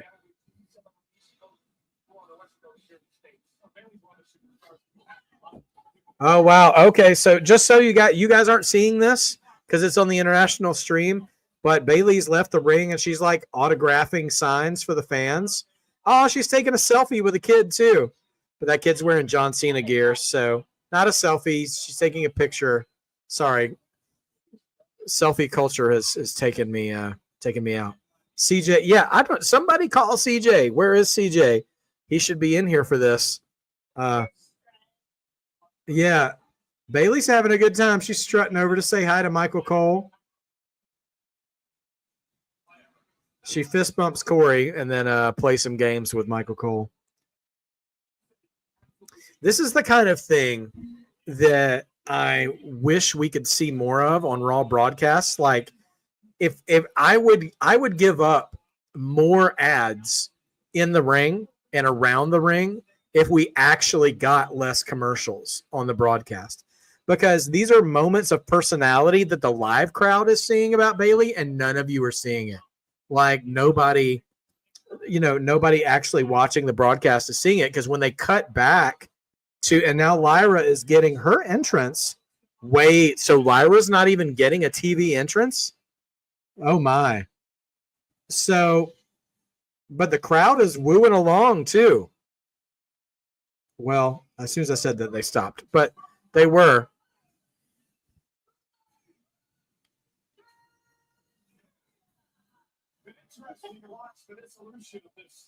Tell you what, man. Listen, Pittsburgh is a great crowd. They are bringing it tonight. They are so much better than Toledo, Ohio. I will forever have beef with Toledo, Ohio for sitting on their hands that one night. But yeah, when you guys come back from commercial break, Lyra's going to be in the ring already. I don't know who she's talking to, but she was having like a deep, meaningful conversation with a kid on the in the aisle too. Like, these ladies are engaging with the fans on such a personal level here, and U.S. viewers are not seeing it at all. Like, they could get so much more over if the crowd was actually allowed to see their personality. But when we come back, see, now they're showing the skyline of, that's not Pittsburgh. This is Perth, Australia, for the events in October. But, like, we're coming in. Who said I didn't like the Saudi Arabia crowd? I don't think I ever said that, Sophie. You're making stuff up again. It's just this idea that like, they're almost, I wouldn't say they're being sabotaged, but like, clearly the wrestlers are doing the work, and they could be more over if, like, we just got to see them do that. But instead, we have to see Progressive Insurance or something. I don't know. Kairi Sane promo. So yeah, they're doing all this now, and I'm here for a Kairi Sane promo. Don't get me wrong. But when we come back, Lyra's going to be in the ring without any entrance for the American audience. Okay, well, they're gassing up Kairi, I think, probably for Evolution. Okay, so Bianca looks like she's ready to go. Well, listen, man, anytime she's ready, I'm ready to see her. So my basement for WWE crowds is Toledo, Ohio. Like, they just wouldn't pop for anything, hardly. And they just seemed so bored all night. And that was actually a pretty good show. But yeah, Toledo is my basement as far as crowds go. And I think Lyon, France is still my ceiling. So I'm very interested to see what Paris does at the end of August. So yeah, the very beginning of August is SummerSlam, and Clash in Paris is at the end of August. So basically, we're going to get Evolution, Saturday night's main event, Great American Bash for NXT, mid-July, well, next week, even 2 weeks, whatever. And then I think we go from there. to SummerSlam. I don't think there's a show in between Saturday night's main event and SummerSlam. Evolution and SummerSlam. So I'm going to take contention with that, Sophie. They don't not pop for the women. Popping is a reaction, okay? The definition of popping is a reaction. So that's loud cheers or loud boos. They had loud boos for Naomi. They cheered for Tiffany Stratton's in-ring work in the Last Woman Standing match. What other women's? They cheered for Rhea Ripley. They cheered during the street fight. They just didn't cheer for Jade winning. And I'm going to go ahead and tell you right now, there's a lot of American audiences that wouldn't have cheered for Jade winning either. And I'm not going to be the one who normally says this, but it doesn't have anything to do with how Jade looks. It's the fact that she's still learning in the ring, and that's coming through. She's got a Goldberg problem. Like, she's getting better. Don't get me wrong, she's getting better. She's not as clunky as she was when she first started and was teaming with Bianca. But right now, all the other performers in the division are just so further ahead from her in the in wrestling ability that it exposes her. And her matching up with Asuka probably didn't do her any favors. Do I think the lack of household is the reason why Jade is not where she should be? Do you mean house shows, Sean? Because if you mean lack of house shows, I 100% agree. I think that's why a lot of wrestlers are maybe not quite as ready as they look, or they look a little too rehearsed, or they look a little too lost when something doesn't go the way that it goes. Because we are rapidly moving away from the old school mentality of lots of house shows being where. Also, listen, this is just my 2 cents, and I'm not accusing anyone of anything. I think it's just an observation. I think we are having more injuries too because of the lack of house shows. Because one thing that you have to understand about wrestling, at least I've heard this from so many wrestlers, is that those house shows, while they are brutal on the travel schedule, when Lyra takes a nasty slingshot into the turnbuckle, and I'll admit the crowd is kind of quiet for this match, and that's disappointing. But one of the reasons house shows is so good for wrestlers, it's really hard. It's really hard on the body to be traveling that much, but also it calluses your body. So when you're taking more bumps, you're less likely to get injured. Like your body gets more used to that shock absorption and stuff. So if they're not actually wrestling as much as they used to, it could increase the rate of which their body could sustain an injury. I'm not saying that's 100% provable, but I do think that might have something to do with some of the increase in injuries we see from time to time. So I don't know. And between that and also we're losing something a little special. One thing I hope is that, we hear about CM Punk visiting backstage and stuff. And then we know Shawn Michaels and Triple H are both, kind of behind the scenes and creative. I've read rumors a long time ago that maybe CM Punk was interested in doing that as well. I think that would be a really good thing because I think WWE needs someone with CM Punk's kind of indie background or indie roots, because all the wrestlers who are going to be coming now are NIL people, D1 athlete people, all this other stuff. And they're not going to have the history of being out on the road and stuff. To be able to sustain that and incorporate that into their sort of in their game. You know what I mean? So I think there's just going to be an intangible that's going to be missing from a lot of these wrestlers who can probably do incredible things in the ring, but some of the promos I think may not be as good in other things. I think we'll see that. I think we'll see a lot more athleticism and maybe a little bit of lacking in storytelling from time to time. I hope I'm wrong about that, but that there is going to be a downside to this business model. I think there are upsides to it, but there will also be downsides too, as there is with everything in life. Reversal Irish whip into the corner. Bailey hits it hard and comes down. WWE's going to re-sign who at some point? Who did I say? Oh, Bailey. Yeah, I mean, Bailey, man, I don't know. If I were her, I don't know what I'd do. I would hope they actually I hope they give Bailey her flowers here and get her another title or something, so that she wants to stay. I think she could be a big asset to AEW, but I don't know if AEW would treat her like she deserves to be treated. Like Mercedes is obviously eating up all the time. Not all the time, but she's, eating up most of the spotlight between her and Tony Storm. And, they're both marketable personalities, but they're not the only ones who can go in that division. And so, Bailey could be a real asset to that. And you would think that maybe Mercedes would advocate for Bailey if she came over, and maybe that would help. But no guarantees. Superplex from Bailey. Oh, but Lyra goes to get a quick pin off of that. Only 2 count. This is marked. WWE needs to do ringside seating selection same way shows like Masked Singer, like you can't be down there on the floor unless you're fun and reactive. Honestly, that's it's a little disingenuous, but you know what? It would make the TV show better.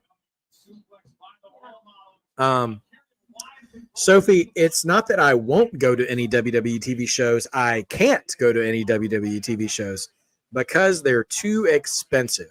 And I was really sad when I saw they would really significantly diminish house shows, because that's what I was going to try to take my kids to, was house shows, because everyone's personality comes out.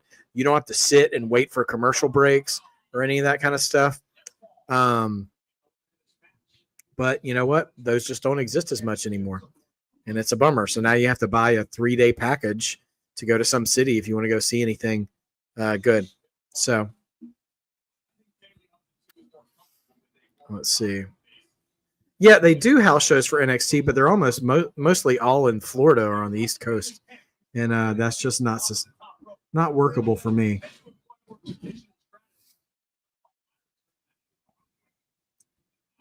All right. These ladies are putting in work, but man, this crowd is killing this match. When you think about how much the crowd was in the tag match, and once they got into the Sheamus and Rusev match, yeah, it just nuts. The missus here. Feel free to sponsor tickets anytime. If you want to, you can reach me at either of those methods. While we're still climbing that goal to get memberships and super chats unlocked on the channel. Sunset flip bomb into the turnbuckle, and Bailey's looking for a pin out of it, but only gets 2. I'm really disappointed in this crowd.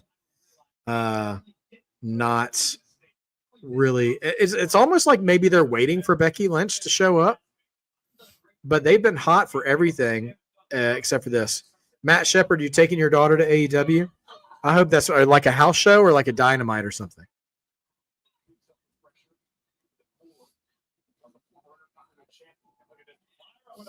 And who's your favorite AEW talent? I'm curious.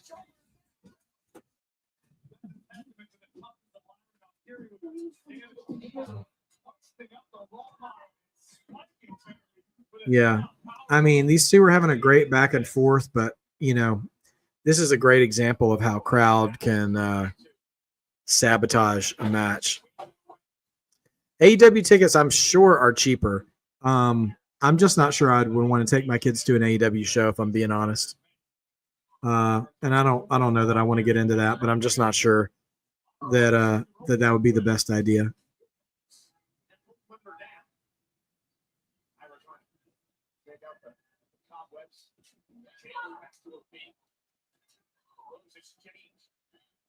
And now they're throwing hands.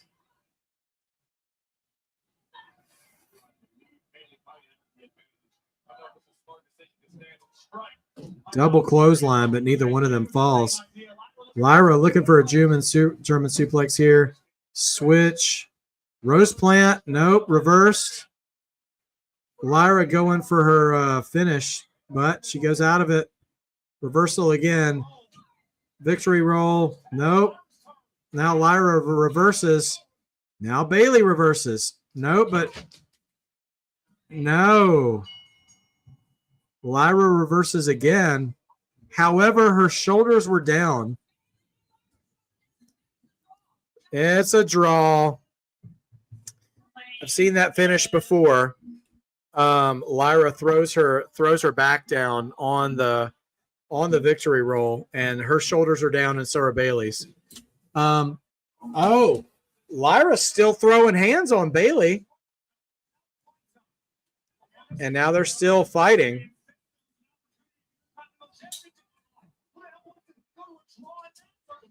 Well, now that we've got a draw, I'm sure we'll get the triple threat, which is kind of what we were going to go to in the first place, what we assumed might happen.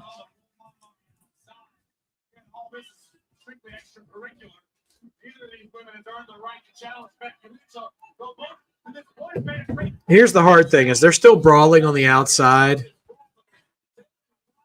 and the crowd is still just as not interested as they were before, which is disappointing.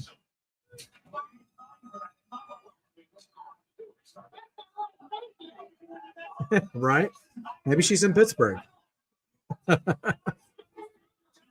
All right, all the officials now finally trying to pull the ladies apart. Put your binoculars down because you saw that coming a mile away. Amen. All right.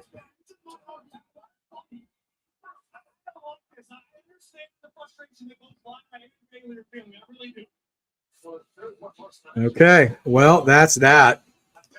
And that segment comes to a close. Unfortunately, man, just not the energy I was hoping for, but it looks like we're going to get what we all thought we were going to get, and we will probably get a triple threat match for Evolution. LA Knight and Seth Rollins confirmed for Saturday night's main event. Yeah. I don't love the chances for LA Knight, if I'm being honest, but nevertheless, he's getting on TV, and that's always great. CM Punk being caught by Jackie Redmond backstage.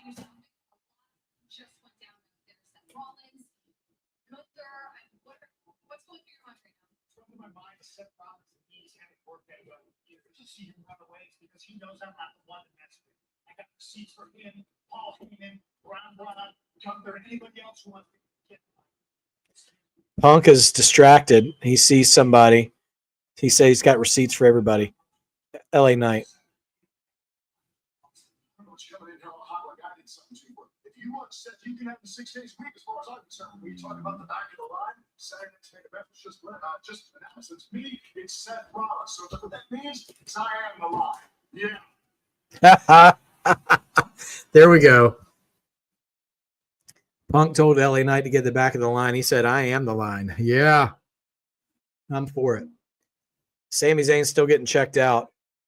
Ribs are messed up. Pop for Penta.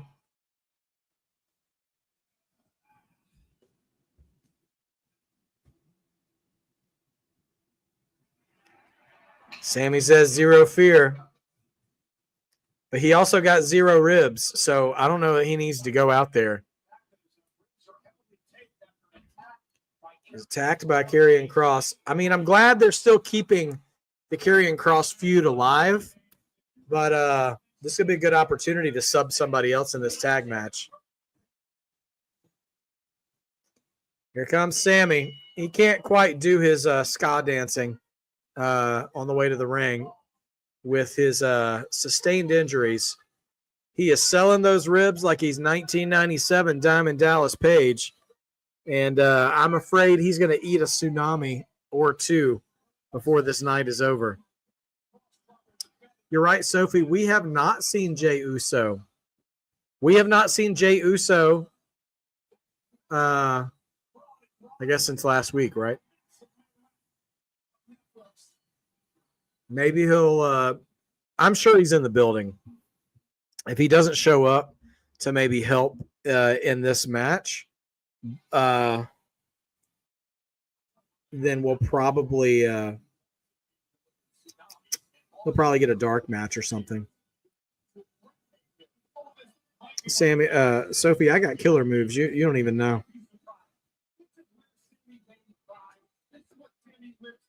Okay.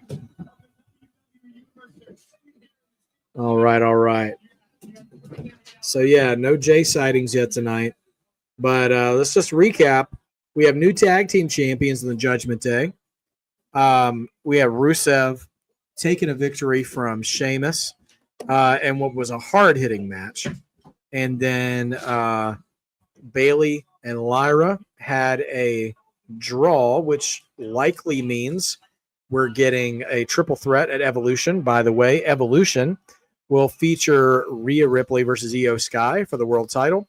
It will feature a four-way match for the women's tag team titles, which is currently now being held by Raquel Rodriguez and Roxanne Perez.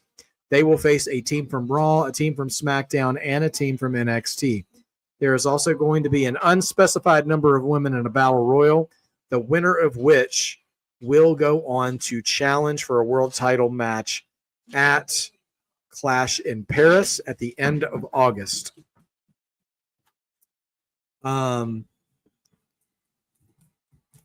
else? LA Knight and Seth Rollins confirmed for Saturday night's main event as well.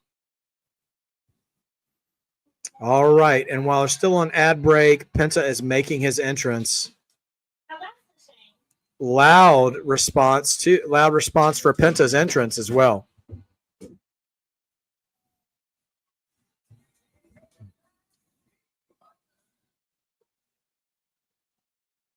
And here comes the strut. See, this is a shame. You shouldn't be on ad break and missing the smooth operator's strut. Penta's doing his little walk, and most of y'all probably aren't even seeing it. Yeah. This is ridiculous. Yeah, I could see CM Punking interfering. He's just trying to interfere in Rollins' way. And honestly, I could see LA Knight taking the win in that match if Punk comes in to interfere. So that could absolutely be a could be a possibility. Yeah, that's true. The winner of the Battle Royal. Well, so like, yeah, it depends on whether or not they make the SummerSlam card. But SummerSlam's going to be 2 nights, so I'm sure the women's title will be on the line there. I will say this: even before they announced the Battle Royal, Asuka has already been posting about wanting to be in Paris. Kids swooning over Penta. Oh man, you love to see it. Channel mascot chasing tennis balls all around the room. Sorry. He's like, I'm not allowed to get that close to the PlayStation. Yeah. Yes. Me and Rashizi Best. Good to see you. Welcome to the chat. Justin, let's see, asked, do you think Charles Robinson is going to be Seth's referee every time he tries to cash in? I don't think so. I think we'll get it. We'll get different refs at different times. My dog is 18 months old. He's still a puppy, for sure. Still acts like when he's a boxer. He's a lot of fun. SummerSlam song is a Cardi B. Oh, that's right. Cardi B's hosting SummerSlam. I forgot about that. So that's going to be a thing we see as well. Yeah, I want to get Io Asuka at some point. Heyman and Bronson talking.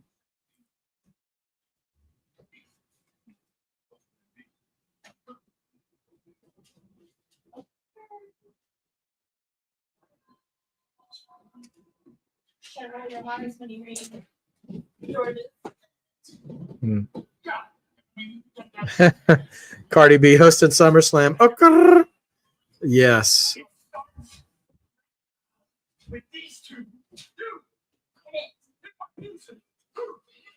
All right, the dogs are barking. I'd be interested to hear if Pittsburgh starts barking, though, because that's kind of a Cleveland Browns thing, and they hate each other. So, honestly, this is a great... Yes, the air raid siren.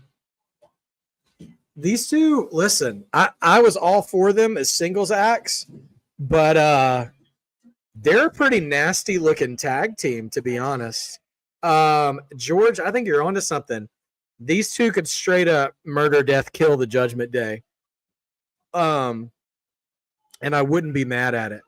Like, I don't say we have to do a whole evolution kind of thing, but yeah, they don't have a name as a team, but they don't need it. The big boys.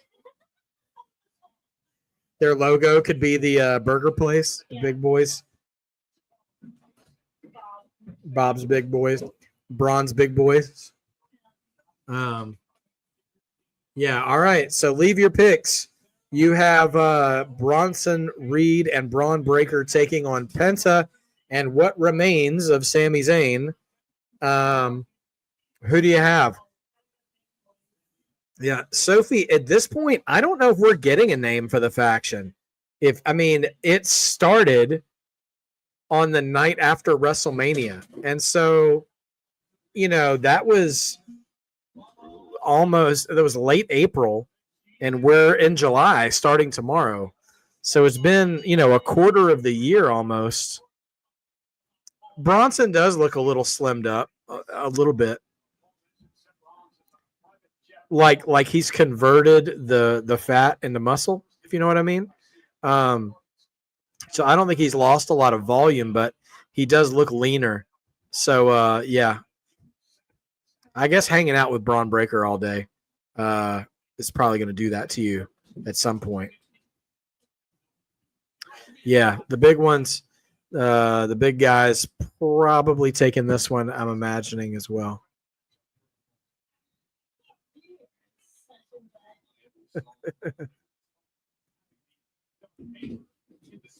All right, Penta reversing the corner whip. Now going off the ropes. Head scissors. Sloppy head scissors on Breaker. But he's still getting the crowd fired up, though. Kick to the head from Breaker.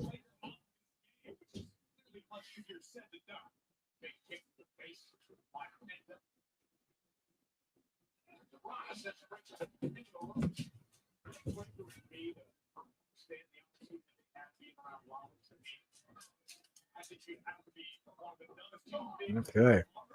Tagging the Sami Zayn. Man, JD eating a spear from Braun Breaker. I think he's eaten one before. But yeah, again, would be colossal for sure. So Breaker's tights now say the future on the back, which is a little different than what he used to say before. Oh gosh. Man, Breaker was just racing across those ropes. And he looks a little less bronze, by the way. Hundreds of people thought Carlito got killed by Braun. That spear was one of the nastiest ones he ever did. And I think Carlito earned all the money he got from that contract taking that spot that night. Avalanche in the corner from Bronson Reed. I'm assuming this is going to be our main event tonight, but we'll see what the future holds and how long the runtime will be tonight. Yeah, I feel like people just kind of assume there's going to be a fourth member because most factions have 4, maybe 5, and but we'll see what happens. All right, Sami and Penta were trying to both send Bronson into the ropes, but he held off. So they're trying plan B, sort of a poetry in motion forearm shot from Penta. Now Braun eats a super kick from Penta. Are we about to get dives to the outside? Oh, Sam, we get stereo struts here. Penta and Sami. Here they go. Diving over the rope. Sami and Penta. Loving it. Great spot there. Love the stereo struts. And Sami had it down, too. He looked like a natural.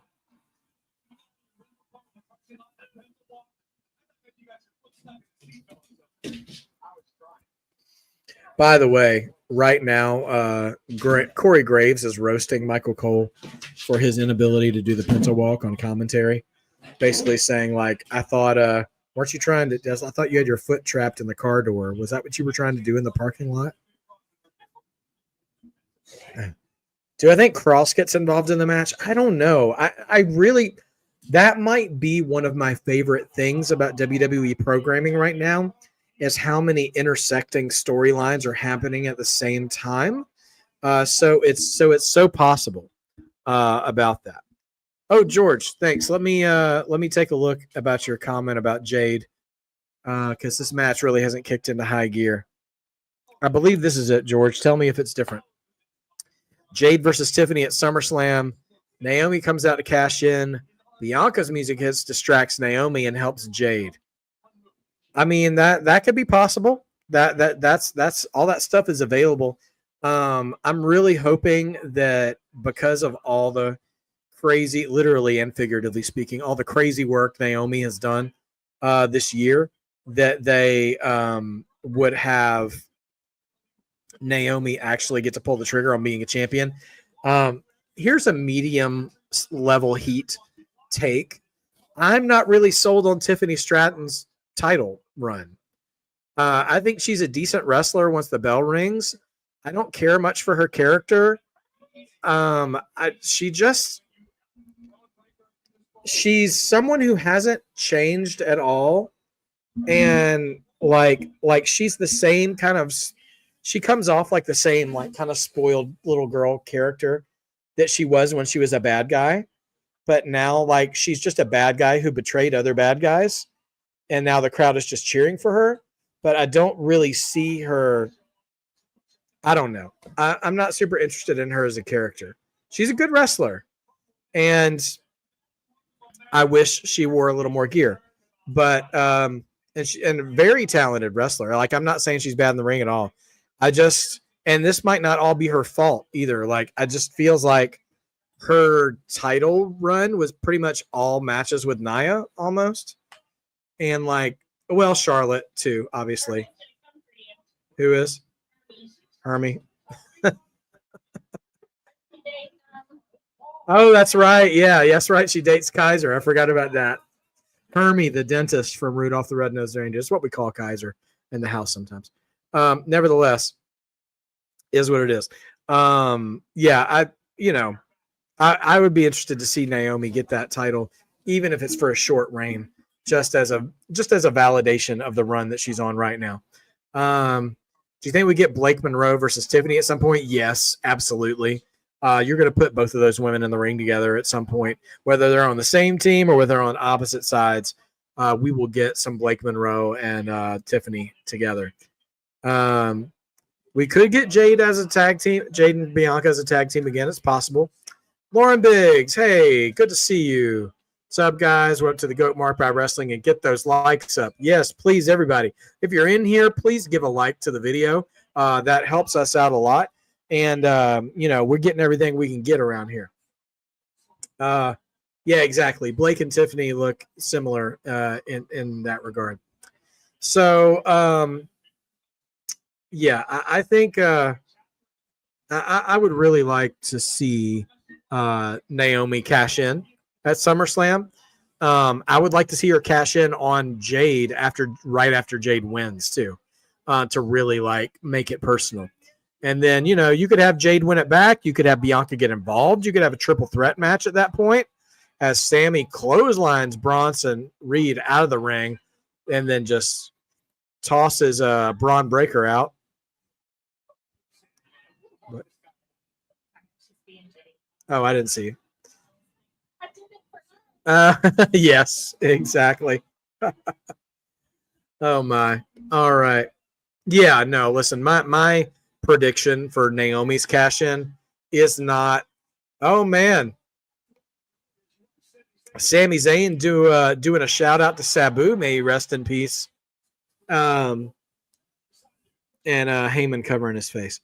Yeah, no, listen, like I wouldn't say that my prediction, my scenario is particularly unique. It is what it is. So yeah, man, it's a lot of work. Good ribs or no good ribs. We could see one cash in per night. Yeah, at SummerSlam. They're going to need to do something to really sell both of those nights. So, yeah, it could happen. Bronson has got Sammy on the top rope. Are we about to get a superplex from Bronson Reed? We'll see what happens. Raw has been a good show. It's been a very solid, consistent show. The crowd has been into, I'd say, 90% of the show. They were uncharacteristically quiet for the Bailey and Lyra match, but everything else has been good. Summer Sunset Flip Power Bomb. But Sammy can't get the pin. Man. Big shake. Blaming Stephanie McMahon for being late. Be a star, Lauren. Let's see. Yeah, they could do Punk and Gunther. Absolutely. Yeah, I know. I don't know when Tama's coming back. We got Tongaloa and Talatonga and Tongaloa as two rejuvenated members of Solo's bloodline. Let's see. Yeah, I know. Raw being on early is a little weird to everyone. But by the way, just to remind you guys, if you're free on the 4th of July, I will be doing the SmackDown stream this week too. And then A&B will be back in business next week. Also, of course, tomorrow, NXT, hop on. And we always have a good time with NXT. Great show. So please make sure you're on for all that. Oh, my gosh. Yeah, oh, my gosh. Jump from the apron over the table from Braun Breaker. Dude loves that spot, man. Yes, I am doing 4th of July. Confirm that today. And then, yeah, no, Penta is such a great character for young WWE fans. Like, he's such a throwback to like the Ultimate Warrior days. You know, the Dragon, Jake the Snake, Coco Beware. Like, just a character that captures the imaginations of the young fans. And yeah, Zero Fear is a great mantra too for being a good role model as a wrestler as well. And it teaches us all to be a little bilingual. Cero miedo. But all right, action still continuing through the commercial break. So we are still here. Although the one thing I'll say too about the matches that continue, and some moments don't need to be in slow motion. Well, you really cool moment because when they showed it back in slow motion, you could see Sammy just flip through his Yeah. hair. Yeah. It looked cool. Just Mrs. Mark by Wrestling says abolish slow motion instant replay on certain spots. Let the quick impact and ferocity of the moment stand where it lays or stand where it stands. Whatever. You know what I'm saying. Yep. Oh my gosh. He's always got some kind of expression on. He's so smug looking. That smug look on his face. Oh, you're gonna buy my chicken. Oh. I have not seen the new Squid Game yet. I did see F1 the movie over the weekend, which was fantastic. Being what it is. And I know Penta and Octagon would be a lot of fun. We have not seen the new season of Squid Game. I know on our list is the new season of The Bear as well, which just came out. We also need to see Ironheart. I haven't seen that yet either, which I hear is pretty good. Unfortunately, we live in a world where the worst of fans come out and start trashing things before they come out. We all know about that in wrestling, but it also happens in other properties. So Ironheart kind of got review bombed at first, but I'm hearing it's actually pretty decent, and it's only 6 episodes, so that's pretty digestible. Fans, I think like really hardcore fans of The Bear have liked it less with each season, but that hasn't been my experience. Oh no, just Sophie was saying she'd heard mixed reviews about both of them. So, but Squid Game, yeah, I don't know. Okay, I'm glad to hear that Ironheart's really good.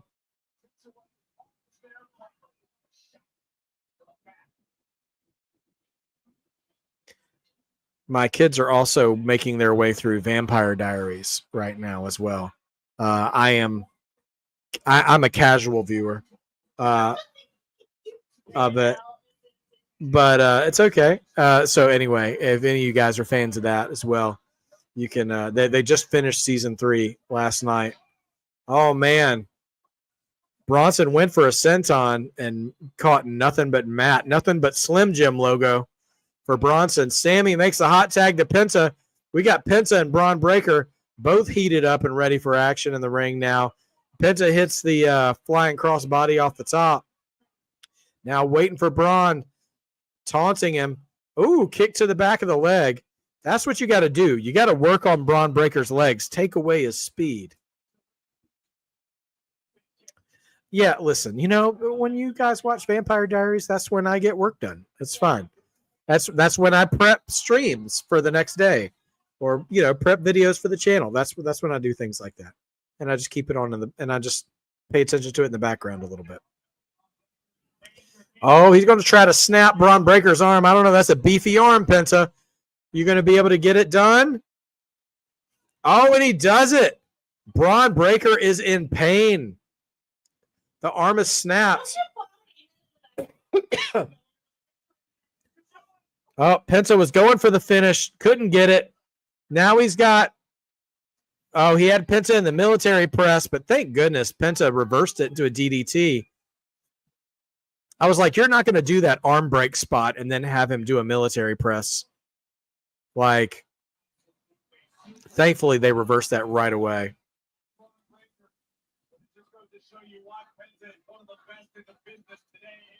Yes, George. The Ironheart character made her debut in Black Panther Wakanda Forever.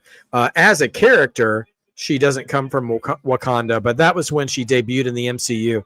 All right, Heyman is distracting, and now Bronson Reed has pulled Penta down, and now blind tag to Braun Breaker, who just did the Frankensteiner off the top, and now Reed in, getting a power bomb onto Penta. Where is Sammy? Sit out power bomb. There's Sammy. Breaks up the pin. Breaking news. Penta just signed with Slim Jim. He snaps into it every time. Zero carbs. No. All right. Here comes the tsunami. Most likely. Boom, but he missed. Missed the waves. We might have gotten behind for a second, but no, we're live. Maybe we're just slow in our commentary. Hot tag to Sammy. All right, here comes Braun. Oh, exploder into the corner. Here we go. Sammy going for the Aluva kick. It's going to happen. Oh, Braun explodes out of the corner with a clothesline, a Steiner line. If there ever was one. Uh-oh. Are we about to see a spear? Here come the ropes. Oh! Catches a haluva kick right out of the spear. But Reed breaks up the pin. They're really working on trying to make that haluva kick a little more versatile for Sammy, which I appreciate. Instead of it just being a corner move. All right, now we got Sammy and Bronson Reed in here. The crowd is up again. Tell you what, crowd's been hot for every match tonight except for one. Yeah, Sammy got to get them pants up before you can get the suplex up. Nope, suplex ain't going to happen on those injured ribs. Oh, reverse the suplex. Sammy gets out of the way. Penta drapes him over the neck. Now Sammy gets the suplex. He's holding the ribs, though, but he's getting fired up. Can he get the finish? Oh, eats the spear right in the middle of the ring. That's it. You don't get up from a Braun Breaker spear.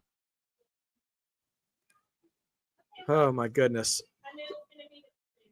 Yeah, solid finish to the match. Hot back and forth action between Sammy Penta and Braun and Bronson. Right. Penta tending to the injuries of Sammy right in the middle of the ring, but he is surrounded at each corner by Breaker and Reed. Now would be a good time for a yeet.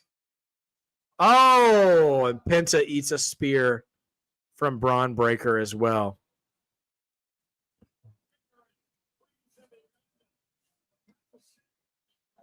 Now are we about to get more tsunamis? B, I'm assuming this is the main event because we're at about the 2.5 hour mark. So I mean, here he comes. They made him wait all night, but it is the main event. So it's time for main event Jey Uso. Crowd is shouting along, singing the song, and Jey didn't come alone. He's got a chair.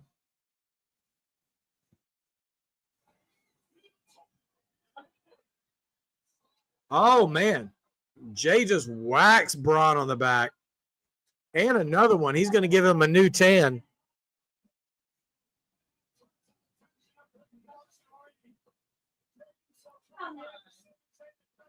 All right. Now he's going to go after Bronson Reed. Yeet. This man is so crazy over with the crowd. All right, he's got the chair. Oh, the throw in the chair. That's a yeet. Yeets the chair right in Bronson's face. And that is that. Yep, crowd yeeting along as they are wont to do. And now we've got Jey, Penta, and Sammy standing. I wouldn't say standing tall. Sammy and Penta, looking a little worse for wear, but they're standing victorious in the ring, even though they didn't win the match. Yeet chin music. Agreed. J Money. So Raw started early because they're taping SmackDown as soon as this goes off the air, which is about to happen right now. They're taping SmackDown tonight because Friday is the 4th of July and the roster has the night off. So they will air whatever tapes tonight on Friday. And I'll be right here for it as well. As the show comes to a close.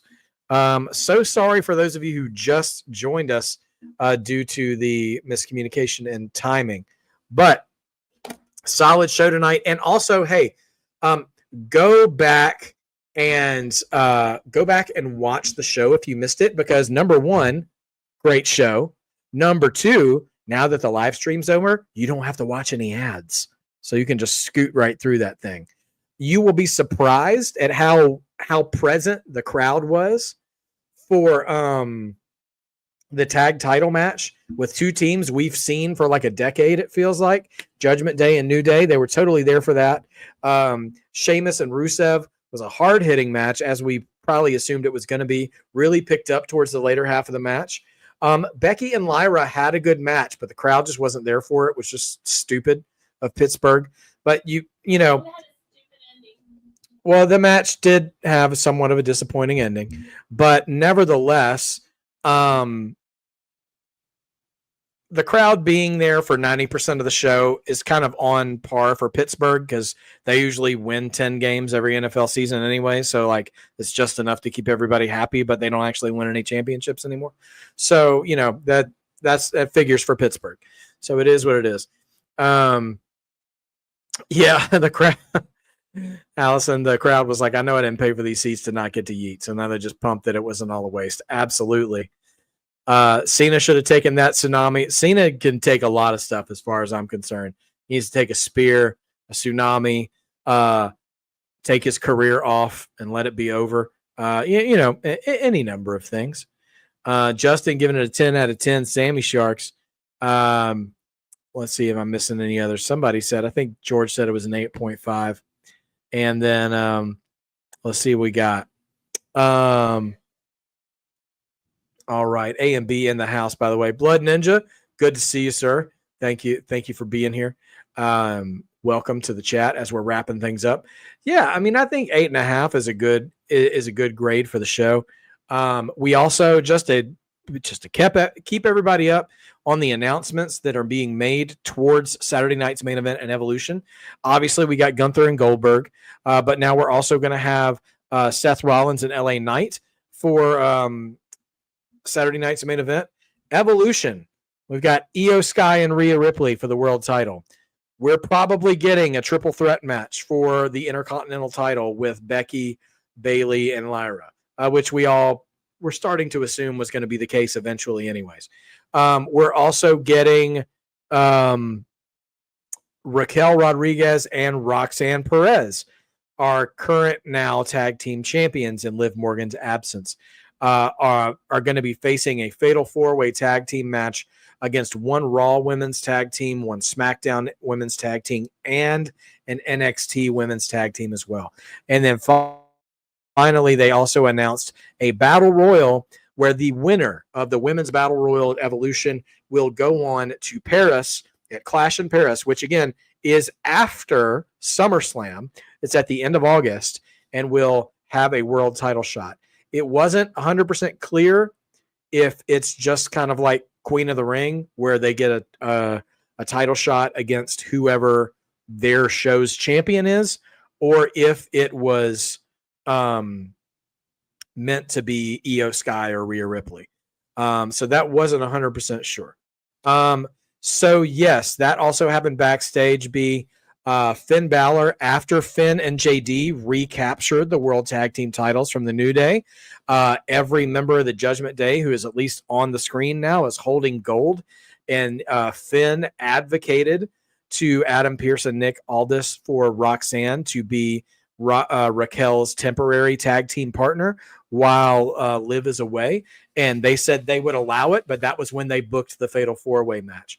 And then afterwards, when they were by themselves, everybody took a vote and everyone voted for Roxy. Now, I will say Dom looked a little hesitant, like he was going to get in trouble. And Raquel was the last vote and was basically like, well, fine, you guys are going to win anyways. Sure, why not? You better not screw this up, kind of thing. So Roxy is now officially one of the tag team champions along with Raquel, at least until, Evolution weekend. And then we'll see what happens from there. Man. So here we are. Dom's in big trouble. When does Dom ever not in trouble? For sure. So we have had quite a stacked show tonight. Like I said, about an 8.5, a great show. Coming up this week, again, I'll be right here, 5 o'clock Pacific, 8 o'clock Eastern for NXT. We got to get to the road. We are on the road to the Great American Bash, and we'll probably get some news on Evolution as well there. And then we'll also be here Friday night for SmackDown, so we can start to get that card, fleshed out a little bit more for that big weekend of Great American Bash, Saturday night's main event, and Evolution coming at you in just a couple of weeks. So thank you guys so much for being here with me tonight. We're just gonna let's give me a second here. Let's put the mission statement back on the screen, because let's just remember who we are and why we come here, what brings us together, not what brings us apart. Find your cynicism somewhere else, because this is a place of joy for professional wrestling. So anytime you want to come here, it is my hope that we can help you find the aspects of wrestling that you love, and we can all celebrate the fact that we like wrestling together. Let the other 99% of the internet wrestling community complain about booking and complain about I don't know. I was going to say ticket prices, but I do complain about that. Complain about booking, complain about ratings, complain about attendance numbers and all this other stuff. We're here to complain about people's opinions on Saudi Arabia and other stuff. But we're here to do good things, to have good feelings, to stir each other on to good stuff. So, and Mark by Wrestling, Mark is not a bad word, because guess what? If you're a wrestling fan, you're a Mark. So please don't ever say that to anybody else. Like it's an insult. It makes you look stupid. So we don't mind being Marks here, because all that means is that Marks believe. That's what they do. They believe in what they're seeing. So it's okay to believe for a couple of hours every week, or a couple of hours on a Monday afternoon, or a Monday night, or a Tuesday night, or a Friday night, or a Saturday night, whatever day of the week we're doing this together. because believing makes wrestling better. You can fight me on that, but I don't even need to fight you because I know I'm right. So you can keep that fight to yourself. Nevertheless, A&B Combos, thank you so much, by the way, for sending the super chat through. Great stream tonight. Much love to everyone in the chat. Hit that like button. Hit it, spear it, Steiner line it, spear and jackhammer it. Well, don't do that because you might miss and hurt somebody. Give it the leg drop, the old Roddy Piper eye poke. I'm looking at all my old action figures and coming up with ideas here. Hit it with the bionic elbow, baby, if you will. Nevertheless, I will see you guys tomorrow for NXT and SmackDown on Friday. Have a happy holiday, by the way, if you're not going to join us for that. Totally understand. But if you are, SmackDown at the regular time, and word on the street is it's only going to be a 2-hour show. So we won't be, missing the fireworks. We should be done before those things get started. Unless you live in my neighborhood and fireworks have been going on for 2 weeks anyways. So anyways, you guys have an awesome night.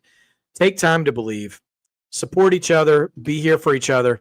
And I'll see you guys tomorrow. Have a great night, everybody.